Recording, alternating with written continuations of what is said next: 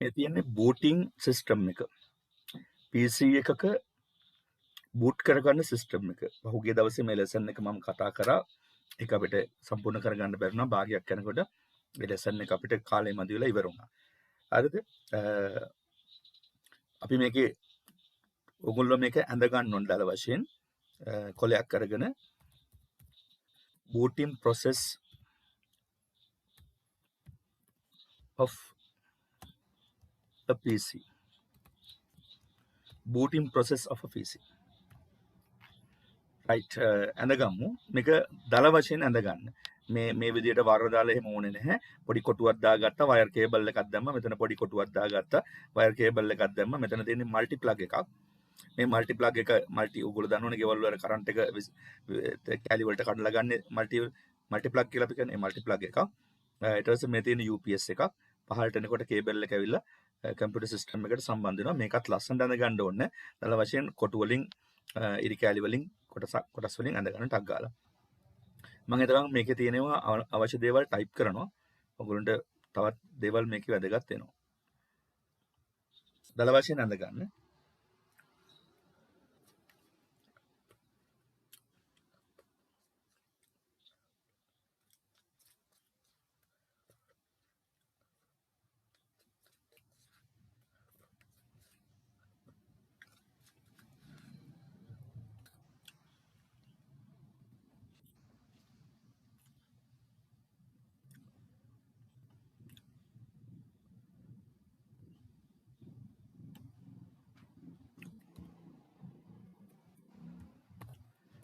wall plug කියලා මේකට කියනවා.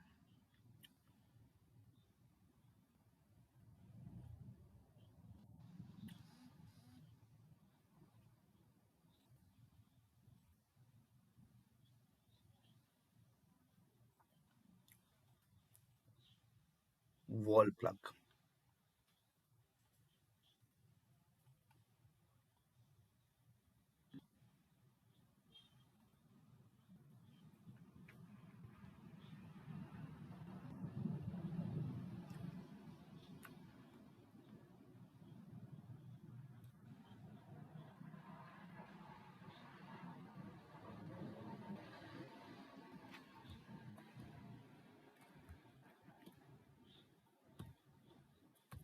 stabilizer කියලා මේකට කියනවා.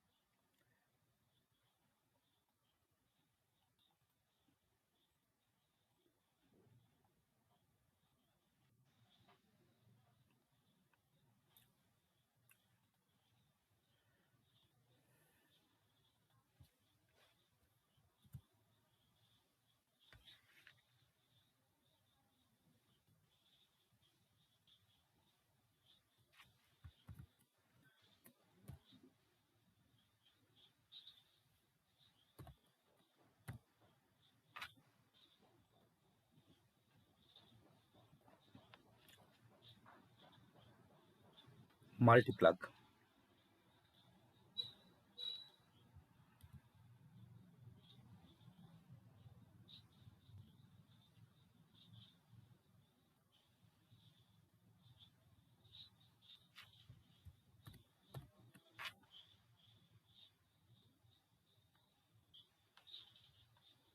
UPS.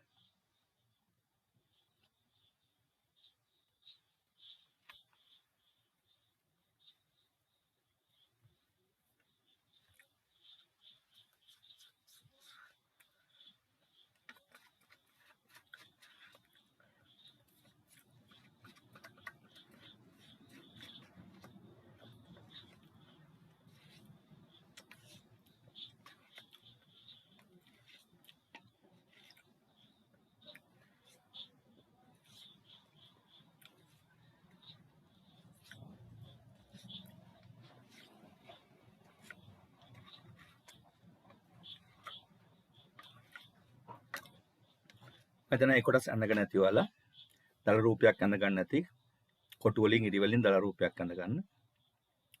ඊපස්සේ මේක PC personal computer එක.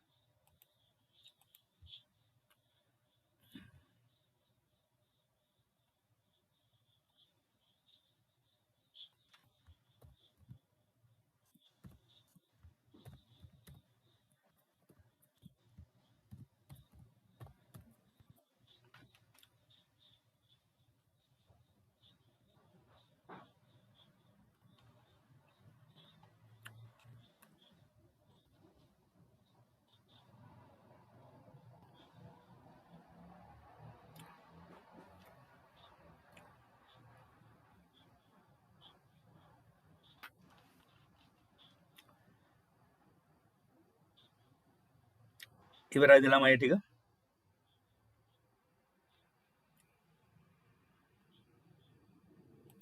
දල වශයෙන් රූපය අඳගත්තද? ඔව් සර්. දල රූපේ. ඕක ඔය විදිහට ඇඳලා තියෙන්න ඕනේ. මේ පෙට්ටි කලර්ස් දාලා පිළිවෙලට ලස්සනට ඕනේ නැහැ. දල රූපයක් අඳ ගන්න. මේක අදහස විතරයි ගන්න ඕනේ. මොකද අපි ගොඩක් කලාට තමන්ගේ තියෙන ලැප්ටොප් එක හරි නැත්නම් කම්පියුටර් එක හරි ෆෝන් එක හරි විදුලිය දීලා වැඩ කරව ගන්න පටන් ගන්නවා. නමුත් ඒකේ සිස්ටමැටිකලි තියෙන ඔපරේෂන් එක දන්නේ නැහැ. ඉතින් මෙතනදී මම කතා කරන්නේ මේ සිස්ටම් එකේ බූටින් කියන එක. මේක අපි කියන බූටින් කියලා. බූට් වෙනවා කියලා කියන්නේ පණ ගන්නවනවා නැත්නම් ආරම්භ වෙනවා කියන එක. ඕනම කම්පියුටර් එකක් වැඩ කරන්න ප්‍රථම ආරම්භ කරගන්න ඕනේ. ඒකට කියන නම තමයි බූට් කරනවා කියලා නැත්නම් බූටින් කරනවා කියලා කියන්නේ. එතකොට මේ බූටින් එක අපිට වැදගත් වෙනවා. ඒ බූටින් වෙන එක සිදුවෙන ආකාරය කොයි විදිහට කියලා දැනගන්න එක. එතකොට මේ වෝල් ප්ලග් එක අපි දැන් මේ කතා කළේ වෝල් ප්ලග් එක. බිත්තියේ තියෙන ප්ලග් පොයින්ට් එක. ප්ලග් පොයින්ට් එකට දීපුවම මෙතනින් ජනනය වෙනවා 230ක විදුලි ධාරාවක්. ඒවත් කටු සටහනක් හැටියට ඔයා දාගන්න 230ක්. මේ බිත්තියෙන් අපේ ලංකාවේ විදුලි බලයේ තියෙන ධාරිතාවය අනුව අපිට වෝල්ට් 230ක් ලැබෙනවා. හරිද? 230යි V. ඒ 230 පාස් කරනවා මෙහාට. මම එදා මේක ඔයගොල්ලන්ට ඉගන්නුවා යම් ප්‍රමාණයක්. මේ 230 පාස් වීමේදී හැම වෙලේම 230ක් වෙන්නේ නැහැ. මොකද ලංකාවේ ඩ්‍රොප් එකක් තියෙනවා. විදුලිය එන සමහරලාවට හයි වෝල්ටේජ් එකක් එන්න පුළුවන්. සමහරට ලෝ වෝල්ටේජ් එකක් එන්න පුළුවන්. ගෙදර තියෙන ටීවී එක ෆ්‍රිජ් එක එහෙම හිටපු ගමන් හිටිනවා. ෆ්‍රිජ් එක එහෙම ගිඩි ගාලා හෙල්ලෙනවා. ලයිට් ඔෆ් වෙනවා. ඇයි 230ට වඩා අඩු ධාරිතාවයක් අපේ විදුලි රැහන් මගින් අපිට ගෙදරට එන නිසා. ඉතින් 230ට වඩා අඩු ධාරිතාවයක් આવොත් අනිත් විදුලි උපකරණ වගේම මේ කම්පියුටරේද අඩුවෙන් විදුලිය දැකපු ගමන් ඔෆ් වෙනවා. කම්පියුටර් එකක් කියලා කියන්නේ විදුලිය ගෙදර තියෙන ටීවී එක, ෆ්‍රිජ් එක නැත්නම් oven එක වගේ ස්විච් එකෙන් ඔෆ් කරන එකක් නෙවෙයි. ස්විච් එකෙන් ඔන් කරනවා but මේක ඔෆ් කරන්නේ shut down කරලා. turn off කරලා. because මේක ඇතුලේ තියෙන්නේ මොකද්ද? softwares. මේ system unit එක ඇතුලේ install කරලා තියෙන software. ඒ soft කියන නමම ඔයාලට තේරෙනවා ඇති. එතන තියෙන soft. එතකොට soft කියන தත්ත්වයට damage වෙනවා විදුලිය එකපාරම විසන්ධි වීමෙන්. එමත් අපි කියන power cut එකකදී.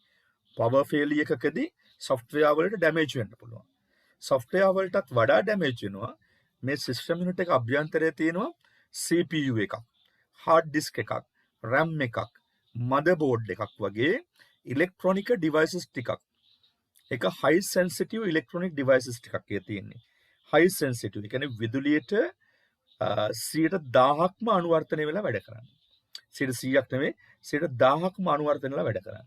ඒ නිසා high sensitive electricity devices ටිකක් මේක ඇතුලේ inbuilt තියෙනවා. අන්න ඒ උපකරණ වල data flow එකක් තියෙන ළමයි. ඒකේ අපේ හරියට හිත වගේ. අපේ හදවතයි මොළයයි වගේ. ඒත් හදවතට ලේ ගියොත් තමයි හදවතෙන් ලේ හොඳට සුද්ධ කළා එළියට දුන්නොත් ඇතුළට ගත්තොත් එළියට දුන්නොත් තමයි අපේ හෘද ස්පන්දනය හරියටම වැඩ කරන්නේ. විනාඩියකට නැත්නම් අපි කියන 72 වාරයක් වැඩ කරන්න ඕන. නිරෝගී පුජ්‍යලෙක් වෙනවා. එතකොට ඒ තමයි සිරාසා ධමනි වලින් ලේ ඇතුළට ගැනීම සහ ලේ පිට කිරීම කියන රුධිර ක්‍රියාවලිය සිද්ධ වෙනවා හෘද වස්තුවෙන්. ඒ හරහා මොළයට ගමන් කරන ලේ හරියට ගමන් කරෙන්නේ නැත්නම් මොළේ මැරෙන්න ගන්නවා. ඒ කියන්නේ අපි කියනවා පිස්සු කෙලනවා කියලා කියන්නේ මැරෙන්න ඉස්සලා පිස්සු කෙලනවා. ඊට පස්සේ මැරෙන්නේ. ඒ වගේ තමයි පරිගණකයක්. hard disk එකෙන් දෙන දේවල් හරියට හෘද වස්තුව වගේ දෙන දේවල් එයා හරියට ගබඩා කරගෙන ඉන්නවා. ක්ලියර්ලි දෙනවා එයා RAM එක හරහා CPU එකට. මම තා පාඩමකින් ඒක උගන්වන්නම්. ඒක මෙතෙන් අදාළ කරගන්න යන්න එපා. RAM එක හරහා CPU එකට දෙනවා. දුන්නාම හරියටම විදුලි ධාරාවක් ඔස්සේ නැත්නම් ඉලෙක්ට්‍රිසිටි පාත්යක් ඔස්සේ තමයි යන්නේ. ඒ කම්පියුටර් එකේ භාෂාව අපි දැන් කියලා තියෙනවා. මොකද්ද කම්පියුටර් එකේ භාෂාව? කම්පියුටර් එකේ භාෂාව කාට හරි මතක නම් කියන්න බලන්න. දැන් මමම කියන්න ගිහපු මේක වැඩක් නැතිනවනේ. කවුරු හරි කියන්න බලන්න කම්පියුටර් එකේ භාෂාව.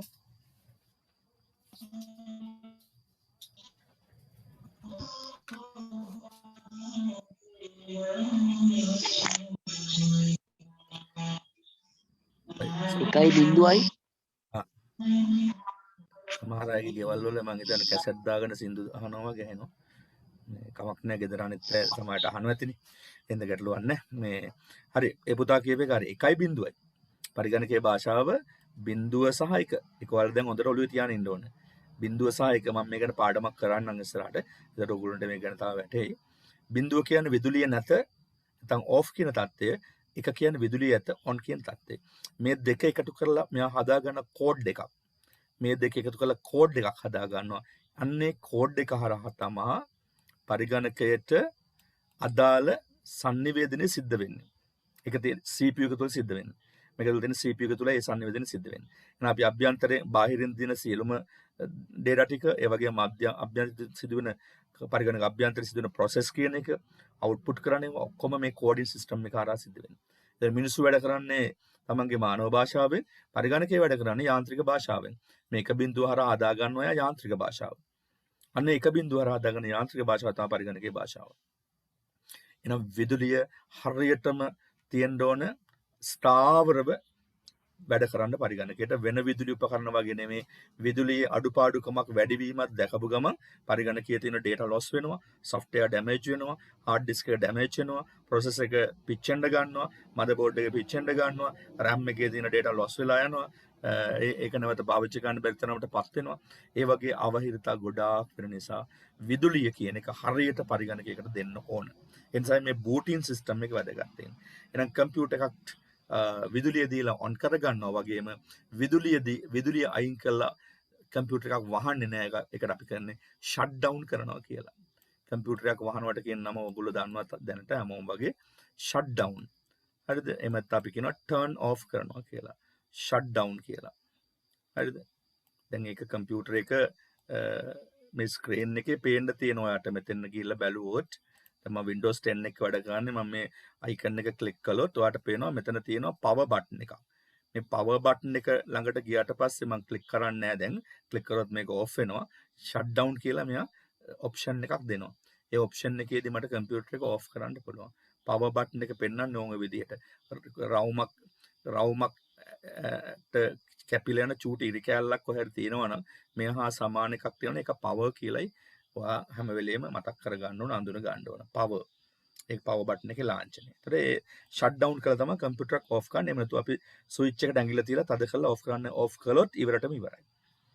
ඒ කියන්නේ අවුරුදු 5ක් 10ක් තියෙන කම්පියුටර් එකක් අවුරුද්දෙන් දෙකකින් ඉවර වෙනවා. හරිද?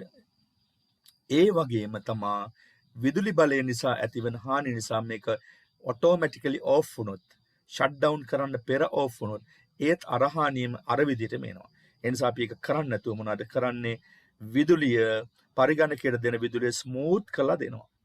මේ එළියේ මේ පැත්තේ මොන ගැටලුව වුණත් කමක් නැහැ. මෙතනින් එහාට මොන ගැටලුව වුණත් කමක් නැහැ. මම ලයින් එකකින් එක අඳින්න. මෙන්න මෙතනින් එහාට මොන ප්‍රශ්නේ වුණත් කමක් නැහැ. හරිද? මේ එතනින් උඩ කොටසේ මොකක් හරි ප්‍රශ්නයක් වුණාට කම්පියුටරට ප්‍රශ්නයක් නැහැ. මේ පැත්තේ වුණාට ගැටලුවක් නැහැ. හැබැයි මෙතනින් පහළට එනකොට ස්මූත් විදුලියක් එන්න ඕන. අනේ නිසා මෙන්න මේ ඉරෙන් උඩ ටික අපි හරියටම 100%ක් 230ක විදුලි ධාරිතාවයක් මෙතනින් පල්ලෙහාට දෙන තත්ත්වයට හදා ගන්න ඕන. 230ක වෝල්ටීයතාවයක් පල්ලෙහාට දෙන තත්ත්වයට හදා ගන්න ඕන. ඒ නිසා මේ උපකරණ සම්බන්ධ කරමින් අපි රැක ගන්නවා පරිගණක පද්ධතිය. බූටින් එකේ ඊටාම වැදගත් එක අන්න ඒක. That is the most important thing that you are booting a computer. හරි? ඔයා කම්පියුටර් එකක් බූට් කරනකොට ඊටාම වැදගත් සාධකය තමයි ඔන්න ඔය පරිගණකයට 230ක විදුලි ධාරිතාවයේ එවන එක. අපේ ලංකාවේ වගේ නම් 230ක්. හැබැයි ඇමරිකාවේ ජපානයේ වගේ සමහර රටවල මේ ධාරිතාවය කොච්චරද වෙන්නේ? මේකෙන් භාගයයි.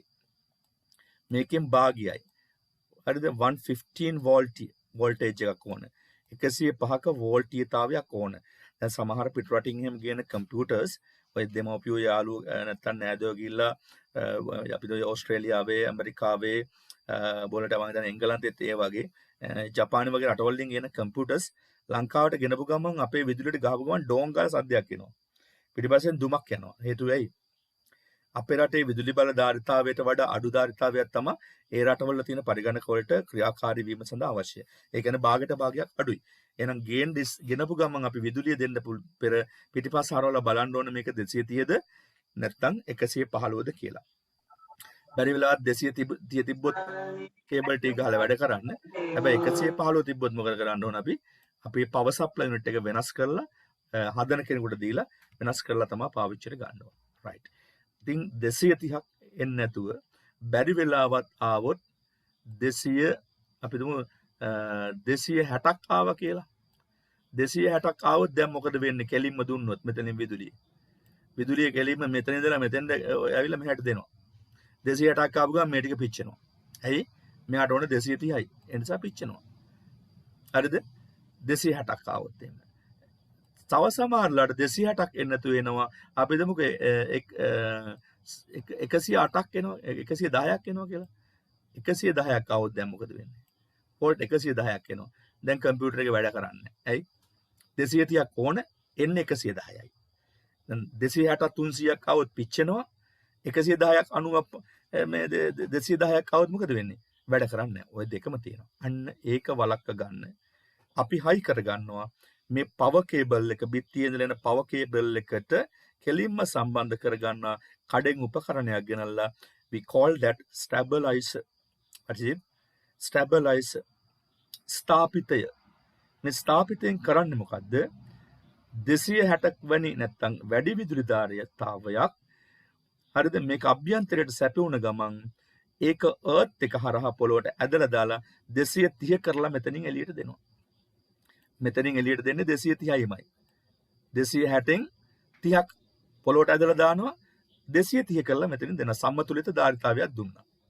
පැහැදිලිද? ස්ටැබිලයිසර් එකේ පළවෙනි කාර්යය මොකක්ද එන? වැඩි විදුලි ධාරිතාවයක් අඩු නැත්නම් සමතුලිත ධාරිතාවයක් බවට පත් කිරීම. අපි දෙවෙනි අවස්ථාව ඇටියට ගත්ත මොකද්ද? විදුලි ධාරිතාවයේ මේ බිත්තියේ ඉඳලා එන කේබල් එකේ 110ක් නැත්නම් ඒ අඩු ගාණක් එනවා. 230ට අඩු ගාණක්. මෙයාට දුන්න ගමන් මෙයා මොකද කරන්නේ?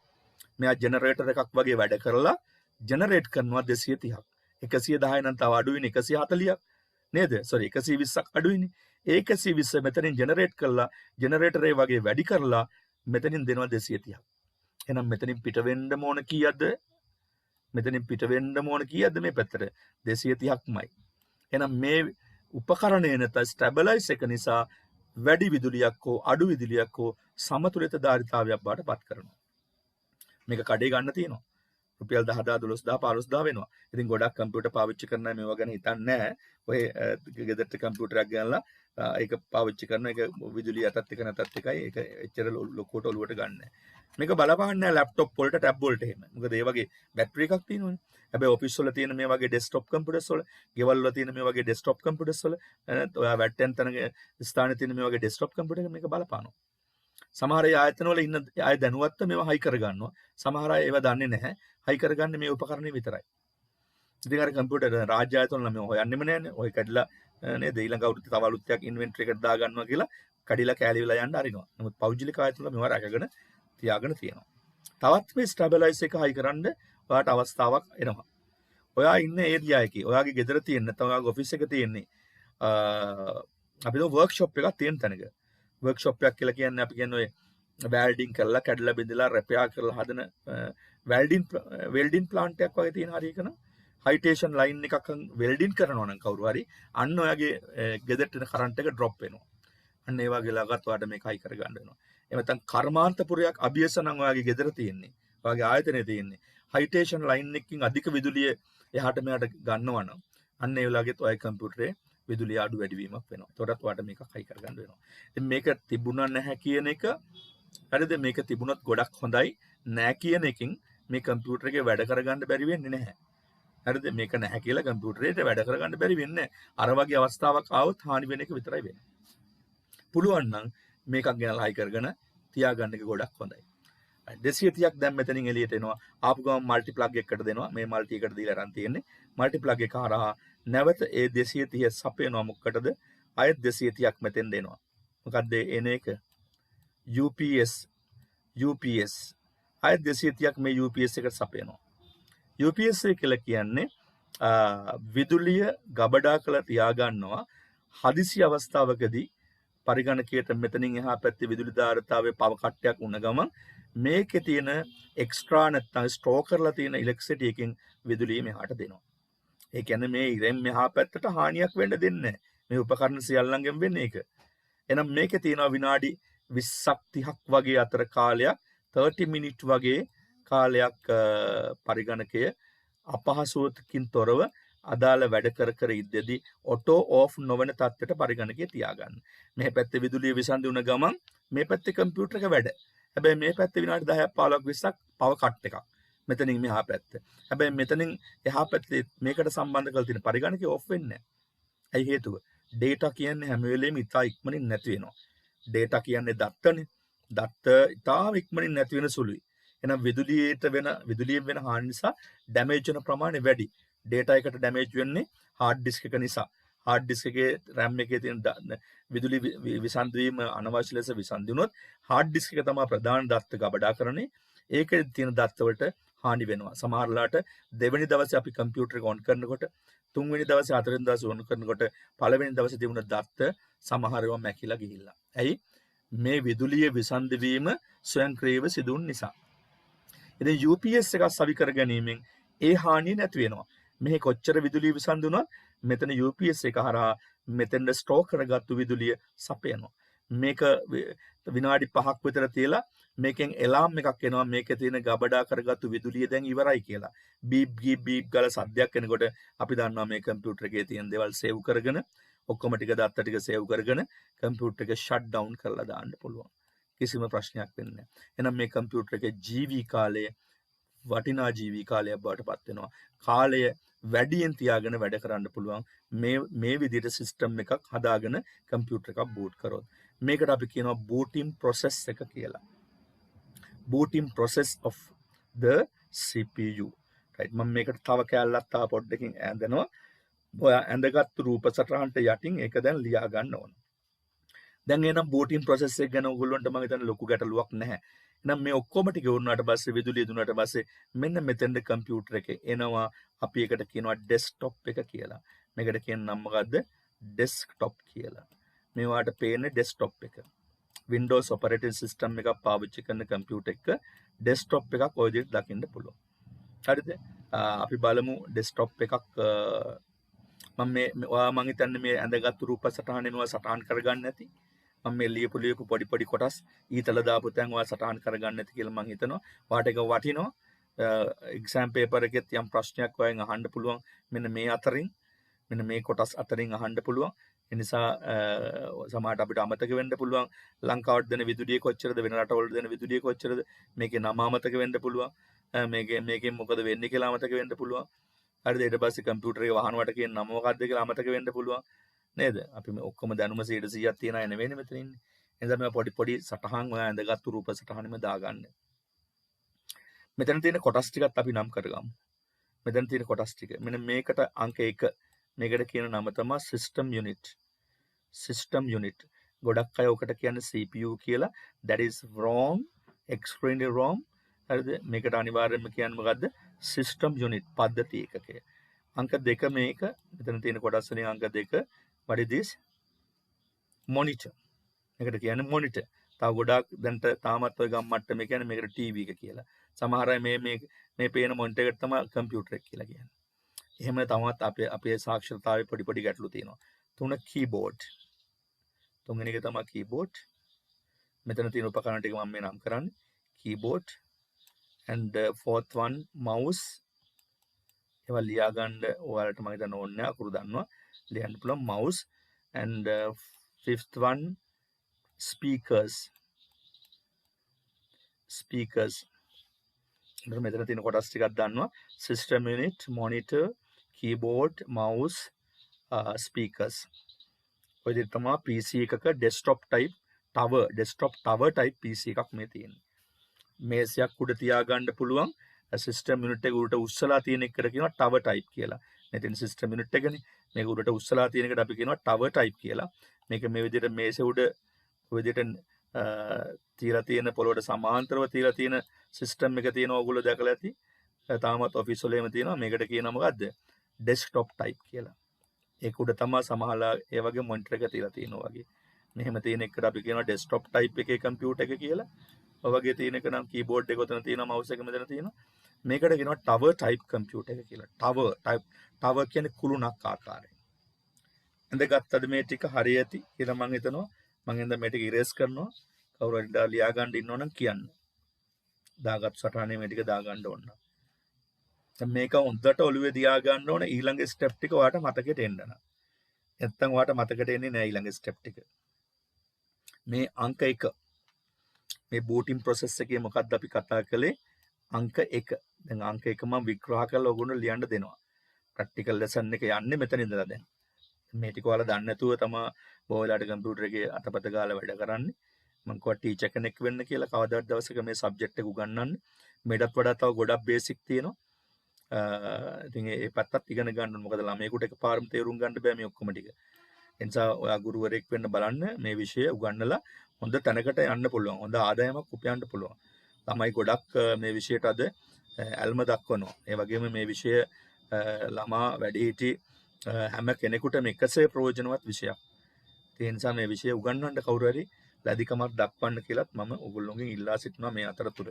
මේවා මේ විදිහට ළමයිට කියලා දෙන්න. තව සරල කරලා කියලා දෙන්න ඕන. ඉතින් සාමාන්‍යයෙන් අවුරුදු ඉස්කෝලේ 5 6 ඉඳලා ළමයෙකුට මේවා කියලා දුන්නාට ප්‍රශ්නයක් නෑ. ගුරුන්ට තේරෙනවා. 5 6 නෙමෙයි අද නම් ඉස්කෝලේ 1 2 ඉන්න ළමයෙකුටත් මේවා තේරෙනවා. අපිටයි තේරෙන්නේ නැත්තේ නේද? පොඩි ළමයිට මම හොඳට තේරෙනවා කියපු ගමන්. right. now I am erasing it. දැන් මේක බූටින් ප්‍රොසෙස් එක කියලා ඔයා හොඳටම දන්නවා.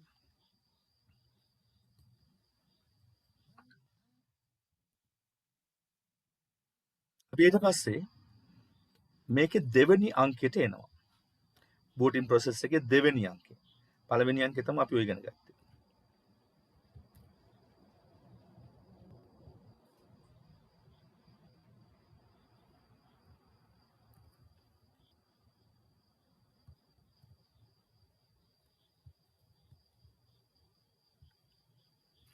පළවෙනි අංකය මොකද්ද? පළවෙනි අංකේ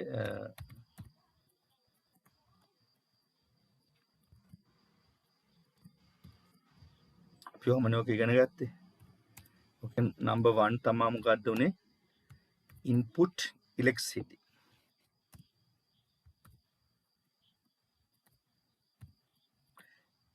විදුලි බලය සැපීම. විදුලි බලය සැපීම ප්‍රධාන ආකාර කිහිපයකින් සිද්ධ වෙනවා.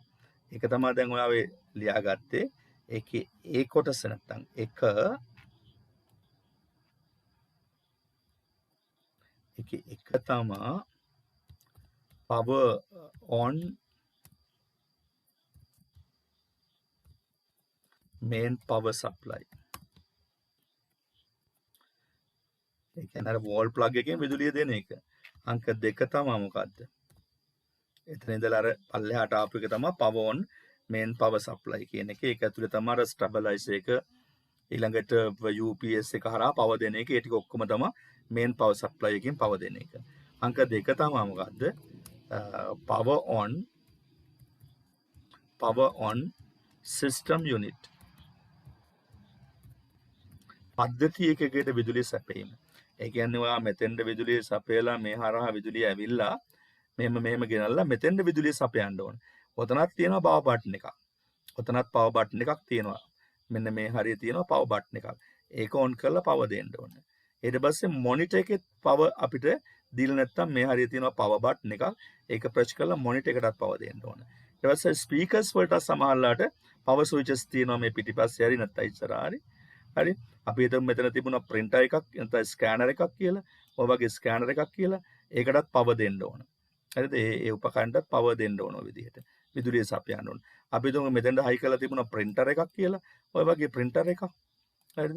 නැත්නම් ඒ printer එකටත් විදුලිය අපි on කරන්න ඕන. අපි හිතමු ඔයගේ wifi router එකක් තිබ්බා කියලා මේ වගේ. ඒ ඔක්කොටමත් power දෙන්න ඕන system එකට power දුන්නාට පස්සේ. හරිද? ඒවා අංක වලින් තමයි මම දැන් මේ ලියන්න දෙන්නේ ඕගොල්ලොන්ට. දැන් ඔයාලට ඒක තේරෙන්නේ නැත්නම් ආයෙ පාරක් පැටලුණා වගේ නම් අහන්න ඕන. power on system unit එන දෙක මොකද්ද? ඔයාලා ලියා ගන්න හැමෝම ඒ කොලේ පල්ලෙන් power on monitor ඊළඟට අංක 4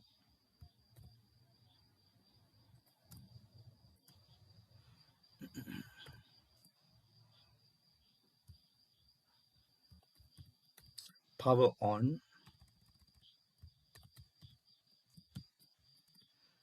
other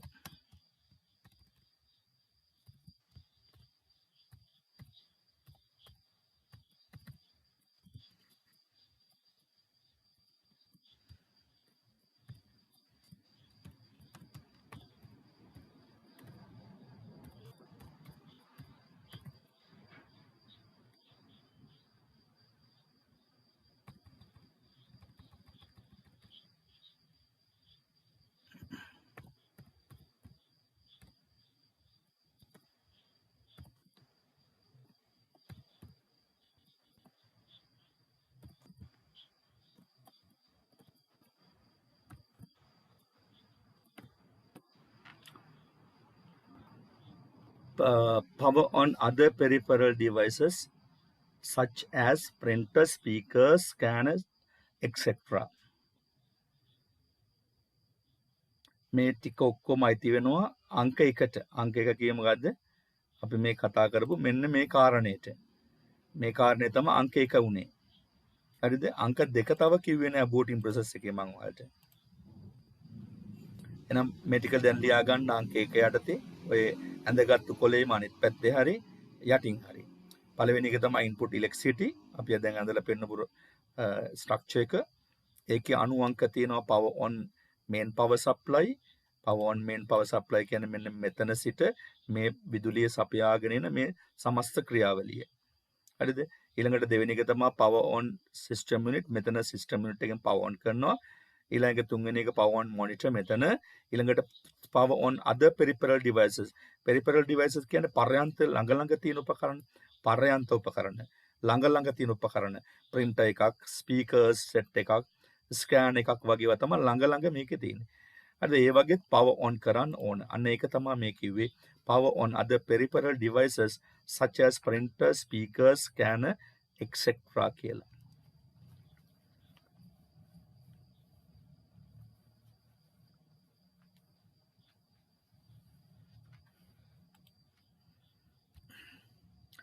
Second one,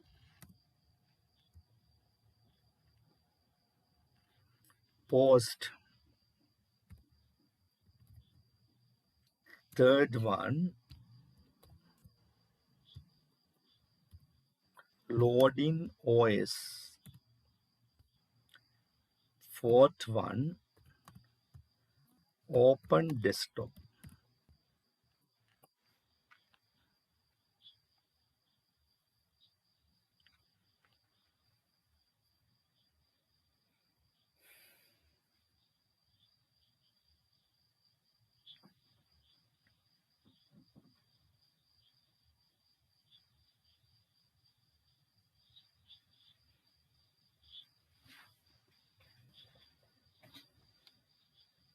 ඉවරයි නම් කියන්න තමයි.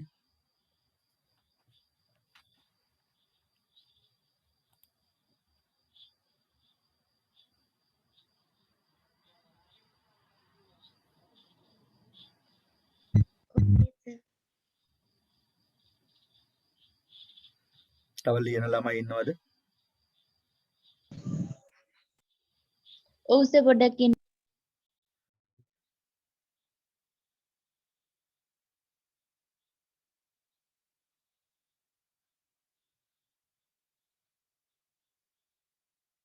හරි සර්. Okay. මම හිතන්නේ හැමෝම ලියලා ඇති. එතකොට අපිට ඔන්න හොඳ අදහසක් ආවා. කොහොමද මේ බූටින් ප්‍රොසෙස් එක ප්‍රධාන අංක 4කින් ක්‍රියාත්මක වෙන්නේ කියලා. ඒතර පළවෙනි එක input electricity විදුලිය සැපීම. විදුලිය සැපීම ප්‍රධාන ක්‍රමවේද දැන් මම රූප සටහනකින් ඇඳලා ඔක්කොම කරලා පෙන්නුවා. And the second one is the post. What is it? Power on self test. හරි post කියන එකේ තේරුම ළමයි power on self test. මේක අහලා නැතුව ඇති ඔයාලා. මේ අකුරු 4 එකතු කරලා තමයි post කියලා හදාගත්තේ. power on self test එකක් දාගන්න. භාගයට අහනවා කෙටි කෑලි වල දිග තේරුම් එහෙම. post කියන්නේ මොකක්ද කියලා අහනවා වගේ. power on self test. හරිද? විදුලිය ඔන් කිරීමේදී තමා විසින් තමාව පරීක්ෂා කර ගැනීම. මම දැන් ඒ ටික ඔයගොල්ලන්ට පෙන්වනවා වීඩියෝ එකකින්. power on self test. විදුලිය ලබා දීමේදී තමා විසින් තමාව පරීක්ෂා කර ගන්නවා. පරිගණකයට තියෙනවානේ මෙමරි එකක්. RAM සහ ROM කියලා. ROM මෙමරි එකේ විදුලිය සපයපු ගාම කම්පියුටරේ තියෙන අභ්‍යන්තරයේ මදර්බෝඩ් එකේ ROM කියලා මෙමරි එකක්. මේ ROM මෙමරි එකෙන් ඔයගොල්ලෝ ROM මෙමරි එක බලමු අපි. RAM සහ ROM මෙමරි මම හිතන්නේ මේවා මම පෙන්නුවා පහුගිය දවස්වල ඔයගොල්ලන්ට.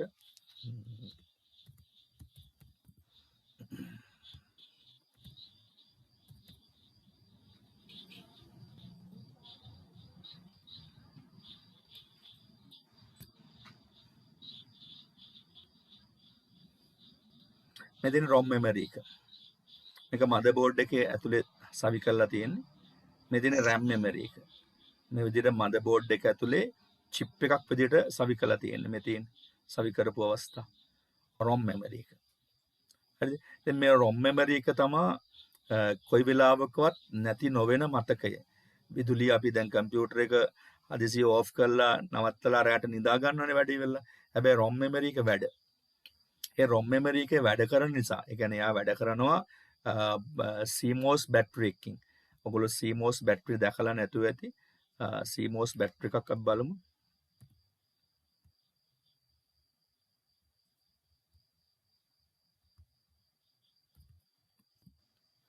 CMOS battery. මෙතන CMOS බැටරි එකක්. කම්පියුටර් එකට අයි කරලා තියෙන මේ මදර්බෝඩ් එකේ වට පේනවාති සවි කරලා තියෙන මේ බැටරි එක. මේක සාමාන්‍ය මෙතන බැටරි එකක් සවි කරලා තියෙන්නේ. මෙතන මේ බැටරි එකේ සාමාන්‍යයෙන් පෙනුම රුපියල් 70ක් 100කට වඩා අඩු ගානකට කඩේ ගන්න පුළුවන්. ඔර්ලෝසු කාර්මිකයෝ ළඟත් ওই බැටරි එක තියෙනවා. ඉතින් ওই බැටරි එක බහැපුවම තමයි අර කම්පියුටර් එක බූට් වෙනකොට ඉස්සරහා කළු පාට ස්ක්‍රීන් එකේ එක මැසේජ් පෙන්නලා නැවතිලා ඉන්නේ. මැසේජ් එක පෙන්නලා නැවතිලා ඉන්න එතනින් එහාට යන්නේ. අපි ඒතර F1 හරි F2 හරි ගහන්න ඕනේ ඉස්සරහට යන්න. මේ බැටරි එක බැස්සට පස්සේ මේක ගෙනලා දාගන්න ඕන කෙනෙකුට පුළුවන්. ඉතින් දන්නේ නැති කෙනෙක් නම් දාන්න යන්න එපා. එතකොට කම්පියුටර් ගැලවෙන්න පුළුවන්, සවුත් වෙන්න පුළුවන්. CMOS බැටරි එක කේම් විදුලිය දෙනවා DC කරන්ට් එකක් මෙයාට. මොකේද දෙන්නේ? DC කරන්ට් එකක් දෙනවා මේ ROM එකට. DC කරන්ට් එකක් දෙන නිසා ROM එක තමයි කම්පියුටර් එකේ සම්පූර්ණ සිස්ටම් එක මෙමරි එකේ තියාගෙන ඉන්නේ. කම්පියුටර් සිස්ටම් එක මෙමරි එක. දැන් ඔයාගේ ෆෝන් එකේ වුණත් ওই විදිහට තියෙන්නේ. ඔයා ෆෝන් එක ඕනම වෙලාවක ඕෆ් කරලා ඔන් කරන්න බලන්න. හැමදාම ඔන් වෙන විදිහට තමයි පොඩි සවුන්ඩ් එකකුත් දාගෙන ඔන් වෙන්නේ. හරිද? ෆෝන් එකේ නම BlackBerry හරි නැත්නම් Oppo හරි නැත්නම් මොකක් හරි ඒ නමක් පෙන්නගෙන ඔන් වෙලා එනවා. හැමදාම මේ විදිහට තමයි ඕෆ් කරොත් ඔන්. ඒ කියන්නේ මේ බැටරි එකකින් ROM එකේ තියෙන මතකය හරහා තමයි ඒ උපදෙස් අරගෙන බූට් වෙන්නේ. හරි? දැන් මේ වගේ කාඩ් එකකින් සමහරට මේවා ඔයාලට එනවා ඕන තරම් ගන්න පුළුවන්. කම්පියුටර් හදන තැන් වල මේ ඕන තරම් වැල් පිටින් තියෙනවා. ඉතින් මේ බැටරි. මෙන්න මේ ඔයා මෙතන බලන්න මේ මම ඊතලින් පෙන්වන තැන බලන්න මෙතන හැම වෙලේම up to date කියලා කියන්නේ කොයි වෙලාවකවත් එයා වෙලාවවත් දිනයවත් වෙනස් කරන්නේ නැහැ. වෙලාවවත් දිනයවත් වෙනස් කරන්නේ නැහැ. සමහරට ඔයාගේ ගෙදර තියෙන කම්පියුටර් හරි ඔෆිස් එකේ තියෙන කම්පියුටර් හරි වෙලාවත් වෙනස් දිනෙත් වෙනස් නම් අනිවාර්යයෙන්ම තීරණය කරන්න ඕනේ මේ බැටරි එක බහැලා. මේක වීක් වෙලා මේක අයින් කරලා වෙන එකක් දාන්න ඕනේ. ඒ කියන්නේ සිස්ටම් එක වැඩ කරන්නේ නැහැ. ROM එකට හැකියාවක් නැහැ ඇතුලේ තියෙන අභ්‍යන්තර තොරතුරු එළියට දෙන්න. මොකද ROM එකට කියවන්න බෑ. ROM එක කියවන්න විදුලිය ඕනනේ. ඒ විදුලිය දෙන්නේ මේ බැටරි එකකින්. මේ බැටරි එක බහැලා. ඒ නිසා තමයි වැඩ කරන්නේ නැත්තේ. මේ බලන්න මෙතන ඕන වෙලාවක අප් ටු ඩේට් මේ. අද 7යි දැන් 7යි 10යි තත්පර 13 14 ගා යනවා. හරි system time and system date කියලා කියනවා. ඉතින් හાર્ඩ්වෙයාර් වගේ උගන්නන වෙලාවක අපි මේ ඔක්කොම ගලවලා පෙන්නලා සිස්ටම් එක ඔක්කොම පෙන්නනවා. දැන් ඒකට වෙලාවක් නෙමෙයි. දැන් ඔයා අදහස් ටික ඔන්න දාගත්තා. හරිද? පෝස්ට් එක. කොට power on self test එකේදී තමන් විසින් තමන්ව පරීක්ෂා කරලා බලනවා. තමන්ගේ පරිගණකයේ මොකක් හරි සිස්ටම් එකේ ගැටලුවක් තියෙනවද? එරර් එකක් එනවද? RAM එක ඕකේද? hard disk එක ඕකේද? CPU එක ඕකේද? keyboard mouse හරියට තියෙනවද කියලා ටෙස්ට් කරලා බලන එක තමයි පෝස්ට් එකේ තියෙන්නේ. ඔයා ඕනම වෙලාවක දැකලා ඇති ලැප්ටොප් එක හරිය නැත්නම් ඔයාගේ ඩෙස්ක්ටොප් එක හරිය ඔන් කරන වෙලාවට කළු පාට ස්ක්‍රීන් එකේ එකපාරම සුදු පාට අකුරු ටිකක් තමයි උඩට පල්ලට යන්නේ. ඒකට තමයි පෝස්ට් එක කියලා කියන්නේ. හරිද? අපි ඒකත් බලමු පෝස්ට් කියන එක.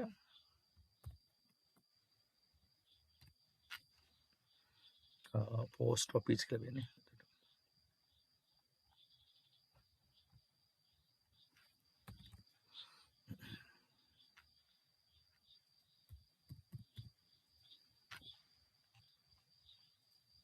මේ තියෙන්නේ. ඔයාගේ කම්පියුටර් එක බූට් වෙන වෙලාවට මේ වගේ කළු පාට ස්ක්‍රීන් එකේ පෙන්වනවා ඇති. නැත්නම් මෙන්න මේ වගේ වර්ණ රූපයකින් පෙන්වනවා ඇති. හරිද? මේ වගේ පෙන්වනවා ඇති. ඒකට තමයි පෝස්ට් එක කියන්නේ. හරිද? මේව ඔක්කොම චෙක් කර ගන්නවා මෙතන මේ. චෙක් කරලා ඉවරලා යා කියනවා මේ ඕකේ සමහර ඒවා නැහැ කියලා කියනවා, සමහර ඒවා එරර්ස් තියෙනවා කියලා කියනවා. සමහර ඒ වගේ හැම දෙයක්ම ඕකේ කියලා බූට් කරන්න කියලා කියනවා මේ වගේ. ඒකට තමයි power on self test කියලා කියන්නේ. පහළ ඉඳලා ඉහළට ඒක ගලාගෙන යනවා අට දකින්න පුළුවන් ඇති කම්පියුටර් එක බූට් කරන වෙලාවට. බලමු අපි වීඩියෝ එකක් ඒක බලන්න පුළුවන්ද මේවා එක.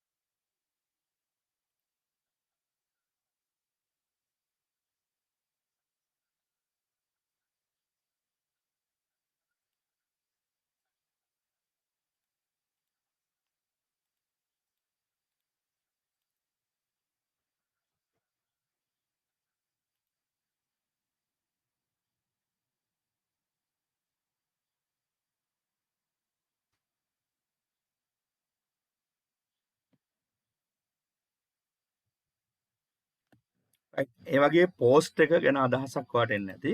ඊට පස්සේ අපි loading OS ඊළඟ එක loading OS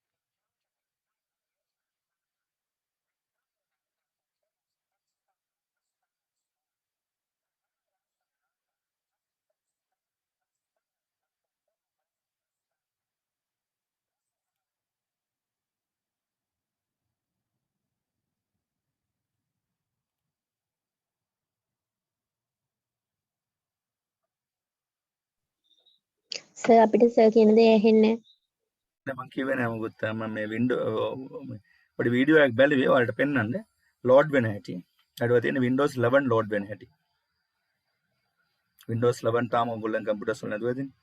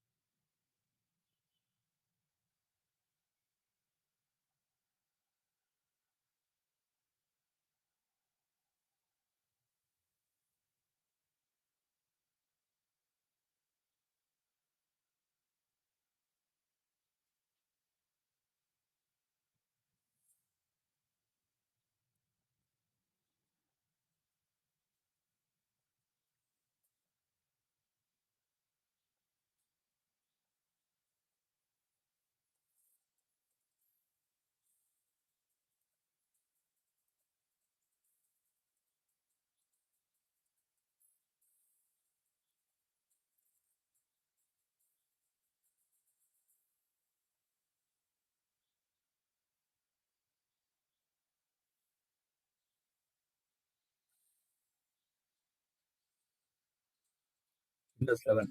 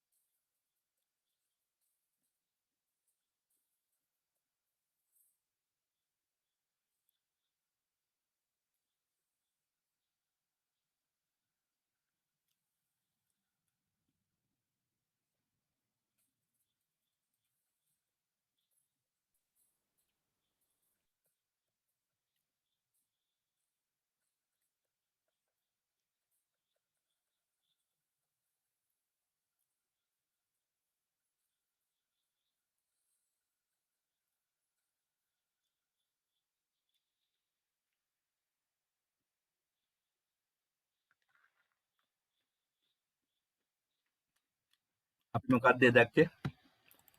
Windows 11 කියන අලුත්ම ඔපරේටින් සිස්ටම් එක ලෝඩ් වෙච්ච තාලය. හරි.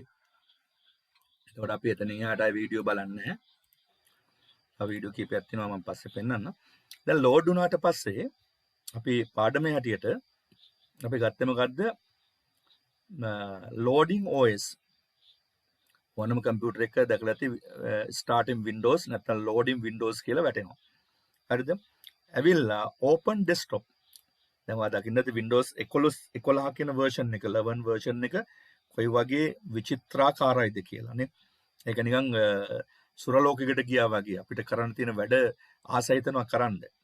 සාමාන්‍යයෙන් අපි කුරුටු ගගා කම්පියුටර් එකේ ඉඳලා Windows 11 වගේ OS එකකට ගියාම අපිට හිතා ගන්න බෑ අපි නිකන් මොකද්ද අමුතු දිව්‍ය ලෝකයකට දැම්මා වගේ. දකින්න ඇති ආයේ වීඩියෝ එකකින් තිබුණ ෆීචර්ස් ටික කොයි වගේද ලෝඩ් වුනේ කොයි වගේද ස්ටාර්ට් බටන් එක කොහෙද තිබුණේ කියලා. දැන් මේක නේ ස්ටාර්ට් බටන් එක මේනේ තියෙන්නේ. ඒකේ මැද තියෙන ස්ටාර්ට් බටන් එක.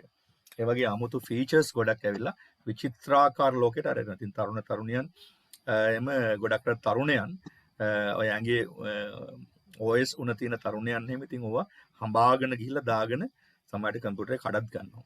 එහෙමත් වෙනවා. මොකද අපි ළඟ තියෙන සාමාන්‍ය එකෙන් වැඩ කරන්න බැරුව අපි ලෝකේ තියෙන හොඳම හොයාගෙන ගිහිල්ලා අවසානයේ තියෙන එකක් නැතු වෙනවා. ඉතින් මම දැන් ඔයාලට කියලා දුන්නේ දැන් loading OS ගැන. ඊට පස්සේ අවසානයේ open desktop. ඔය ඔක්කොම වෙනුවාට පස්සේ කම්පියුටර් එක හරිද මෙන්න මේ වගේ තැනකට එනවා. කම්පියුටර් එක අපිට වැඩ කරන්න සුසු පරිසරය මේක. මේකට අපි කියනවා desktop කියලා. මෙතෙන් දාපුම අපි වැඩ කරන්න ලෑස්ති. ready for work. ඒ වගේ desktop ඕන තරම් ඔයාට දකින්න පුළුවන්. මේ තියෙන Windows 11 වල desktop එකක්. හරිද? මේ තියෙන Windows 10 වල desktop එකක්. මේ තියෙන Windows XP වල desktop එකක්. තම තමන්ගේ භාවිතා කරන ආකාරය අනුව අපිට desktop දකින්න පුළුවන්. ඒ සමහරුන්ගේ desktop බෝන් ඔය වගේ තියෙන්නේ. ලෝකේ තියෙන සියලුම ජරාව desktop එකේ තියාගෙන ඉන්නවා මේ. පේන්නේ desktop පිරලා තියෙනවා. එතකොට ඒ කම්පියුටරේ වැඩ කරන්නේ නැහැ. ඒ කම්පියුටර් ස්ලෝ වෙලා ඒ කම්පියුටරේ අක්‍රිය වෙනවා. මේ මිනිස්යාගේ ඔළුව වගේ. මේ කම්පියුටර් එකේ වැඩ කරන කෙනාගේ ඔළුව. හරිද? මෙහෙම පුරව ගන්න නැහැ කිසිම වෙලාවක ඩෙස්ක්ටොප් එකක්. ඩෙස්ක්ටොප් එකේ තියෙන මේ බලන්න මේ වගේ මම ඔය දැකලා දෙනවා අජේ ඔෆිස් වල ඔය වැඩ කරන තැන්වල මෙහෙම වැඩ කරපු ෆයිල් ඔක්කොම ඩෙස්ක්ටොප් එකේ තියාගන්න. ඒ කියන්නේ මේ කම්පියුටර් එකේ වැඩ කරාට එයා සේව් කරන තැනක්වත් දන්නේ නැහැ. මේ බලන්න ඩෙස්ක්ටොප් වල පුරවගෙන. දැන් මගේ ඩෙස්ක්ටොප් එකේ බලන්න. නේ? අවශ්‍ය කරන දේවල් ටික විතර තා පොඩ්ඩක් වැඩි මම ඒවත් අයින් කරනවා දැන්. තියෙන්න ඕන මේක ඇතුලේ කෑලි බෑලි 5යි 6යි 7යි. අනිත් ඔක්කොම තියෙන්න ඕන අභ්‍යන්තරේ නැත්නම් ස්ටාර්ට් එකේ නැත්නම් ටාස්ක් බාර් එකේ. ඩෙස්ක්ටොප් එක තමයි අපි ඔය දැක්කේ. එහෙනම් ඔන්න කම්පියුටර් එකක් බූට් වෙලා ආවට පස්සේ අපිට වැඩ කරන්න වෙන තැන මොකද්ද? ඩෙස්ක්ටොප් එක. Windows කියන ඔපරේටින් සිස්ටම් එක මගින් හදන යූසර් ඉන්ටර්ෆේස් එකට කියන නම තමයි ඩෙස්ක්ටොප් එක. එහෙනම් හැම දරුවෙක්ම දැන් දන්නවා බූටින් ප්‍රොසෙස් එක. බූටින් ප්‍රොසෙස් එක මොකද්ද? input electricity නේද? මම වාට ඒක ප්‍රැක්ටිකල් පෙන්නුවා input electricity කොහොමද කියලා. ඊළඟට මොකද්ද? පෝස්ට් එක ඒකත් මම රූප සටහන් වලින් සහ වීඩියෝ වලින් පෙන්නුවා. power self test එක. ඒක කොහොමද ROM memory එකත් එක්ක CMOS battery එකත් එක්ක සම්බන්ධ වෙලා කම්පියුටර් එකේ memory එක check කරගෙන අඩුපාඩු හදාගෙන ඉස්සරහට යන්න කියලා. අඩුපාඩු නැහැ කියලා දැනුණ ගමන් මොකද්ද වෙන්නේ? OS එක load කරනවා hard disk එකේ ඉඳලා RAM එකට. OS එක load කරනවා hard disk එකේ ඉඳලා RAM එකට. ඒක තමයි අර screen එකේ පේන්නේ starting windows නැත්නම් loading windows කියලා තප්පර 2-3ක් වගේ තිබිලා ටක් ගාලා desktop එකට ගිහිල්ලා ready to work කියලා අපිට පෙන්වන්නේ. desktop එකේ ඊට පස්සේ arrow head එක පෙන්වනවා මේ විදිහට අපිට වැඩ කරන්න දැන් පුළුවන්. arrow එක තියෙනවා නිදහස් area එකක්. ඔන්න desktop එකටත් අපි දැන් ආවා. අපහැදිලි දැන් තියෙනවද කාට හරි අපි එතෙක් කතා කරපු තැන්වල?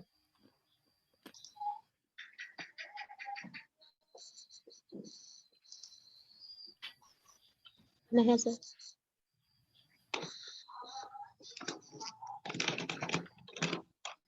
නෑ සර්. හරි. අපි යනවා ඊළඟ ස්ටෙප් එක. ඩෙස්ක්ටොප් එකේ තියෙන කොටස් ටික අපි හඳුන ගන්නවා දැන්.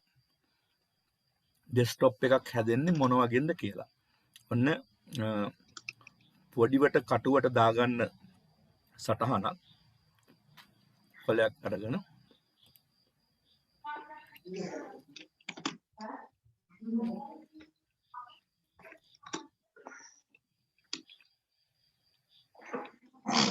ඊට පස්සේ මෙන්න මෙහෙම එකක් ඇඳ ගන්න ඔයාලා.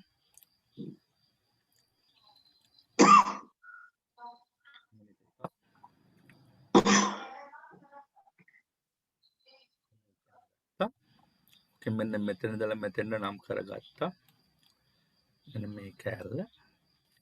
ඊට පස්සේ මෙතන මෙතෙන්ට තියෙන කෑල්ල. ඊපස්සේ මේ සයිඩ් දෙකේ තියෙන විවිධ රූප සටහන් කීපයක් ඔය විදිහට.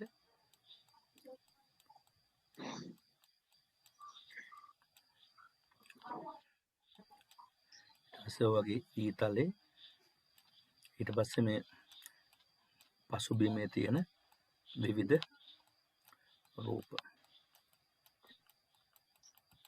right ඔය තමයි ඩෙස්ක්ටොප් එක.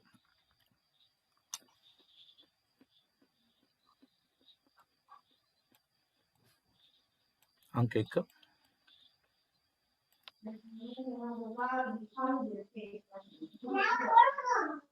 අංක 2 අංක 3 මයික් ඔන් කරගන්න ඕෆ් කරගන්න ළමයි. මයික් ඕෆ් කරගත්තොත් ලේසි අනිත් අයට. අංක 4 අංක 5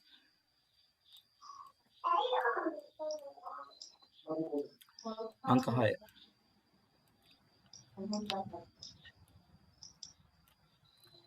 එම සරල දේවල්. හැබැයි සමහරට අපි අතින් ගිලිහිලා.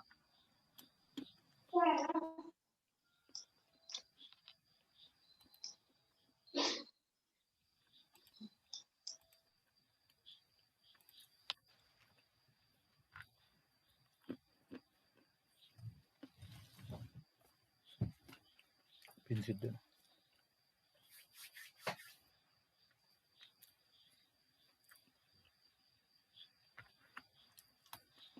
කටුවට ඇඳ ගන්න හැමෝම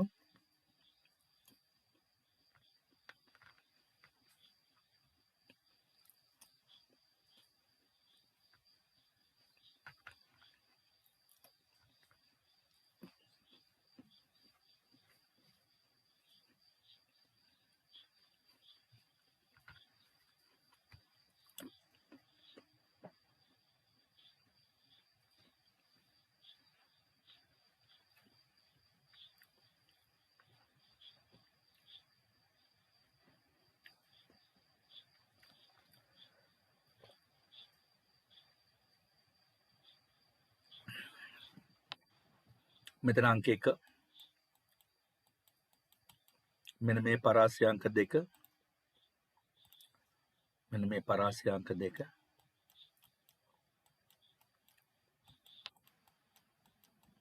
මේ කොටස අංක 3 මේ සමස්තය ගත්තොත් අංක 4 මේ ඊතලය තියෙන එක අංක 5 මේ රූප සටහනක් තියෙන එක අංක 6 හරි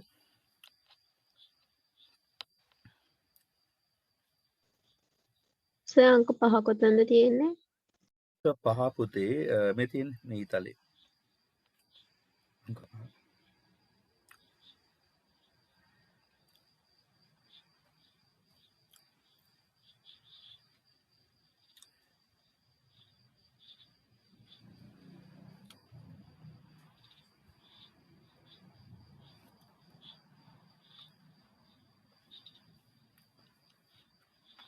right ඉවර ඇති කටුවට ඇඳගෙන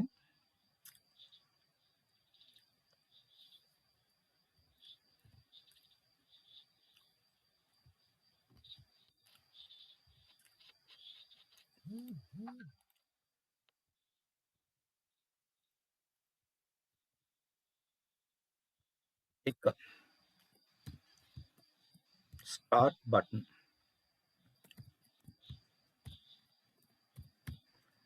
මෙන්න මෙතන තියෙන start button එක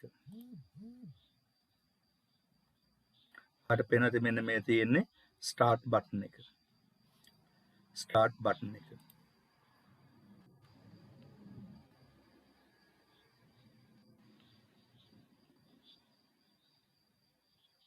මේ තියෙන start button එක මෙතන තියෙන්නේ task bar එක මම මේ 71 දැන් පෙන්නගෙන යන්නේ ඔය සංගල වරහනක් දාලා පෙන්නුවේ task bar එක. ඒතර අංක 2 වෙන්නේ මොකද්ද? අංක 2 වෙන්නේ මොකද්ද ළමයි? task bar.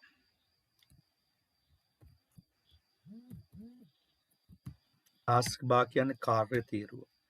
අංක 3 system tray.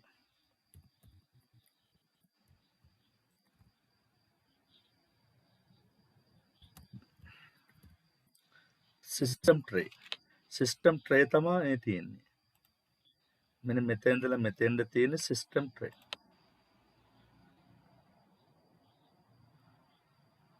හරිද මේකෙන් අඳින්න ටිකක් අමාරුයි system tray. මම මේ හදපු මෙන්න මේ ඒරියා එක system tray එක.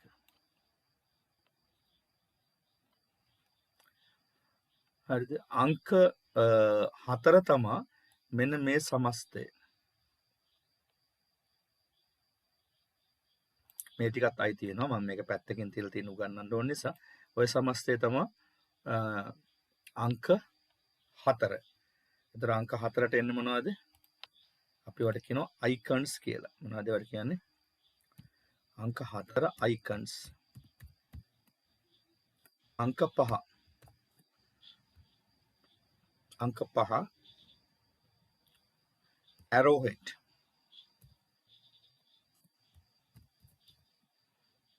අංක 6 wallpaper.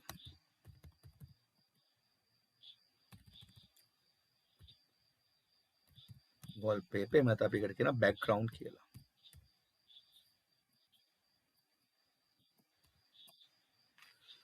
ඔන්න keyboard එකේ තියෙන ප්‍රධාන දේවල් ටික. not keyboard desktop එකේ තියෙන ප්‍රධාන දේවල් ටික මොනවද? start button මේ තියෙන start button එක අට පේනවා start button එක.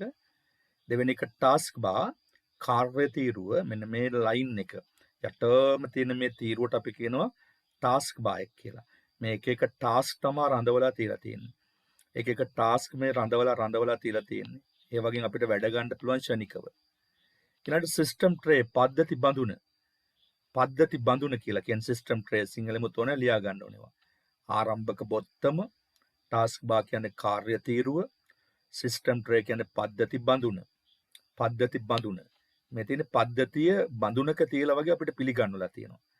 හරිද අපේ මයික් එක තියෙන තැන බැටරි එක මෙතන ස්පීකර්ස් ඊළඟට සිග්නල් ස්ට්‍රෙන්ත් එක, ඊළඟට ලැන්ග්වේජස් මොනවද, ඩේට් ටයිම් එක, කැලෙන්ඩර් එක, ටයිම් එක, ඊළඟට නොටිෆිකේෂන් එක, මේ තියෙන සමස්තය සිස්ටම් එක තුල තියෙන ප්‍රධාන දේවල්.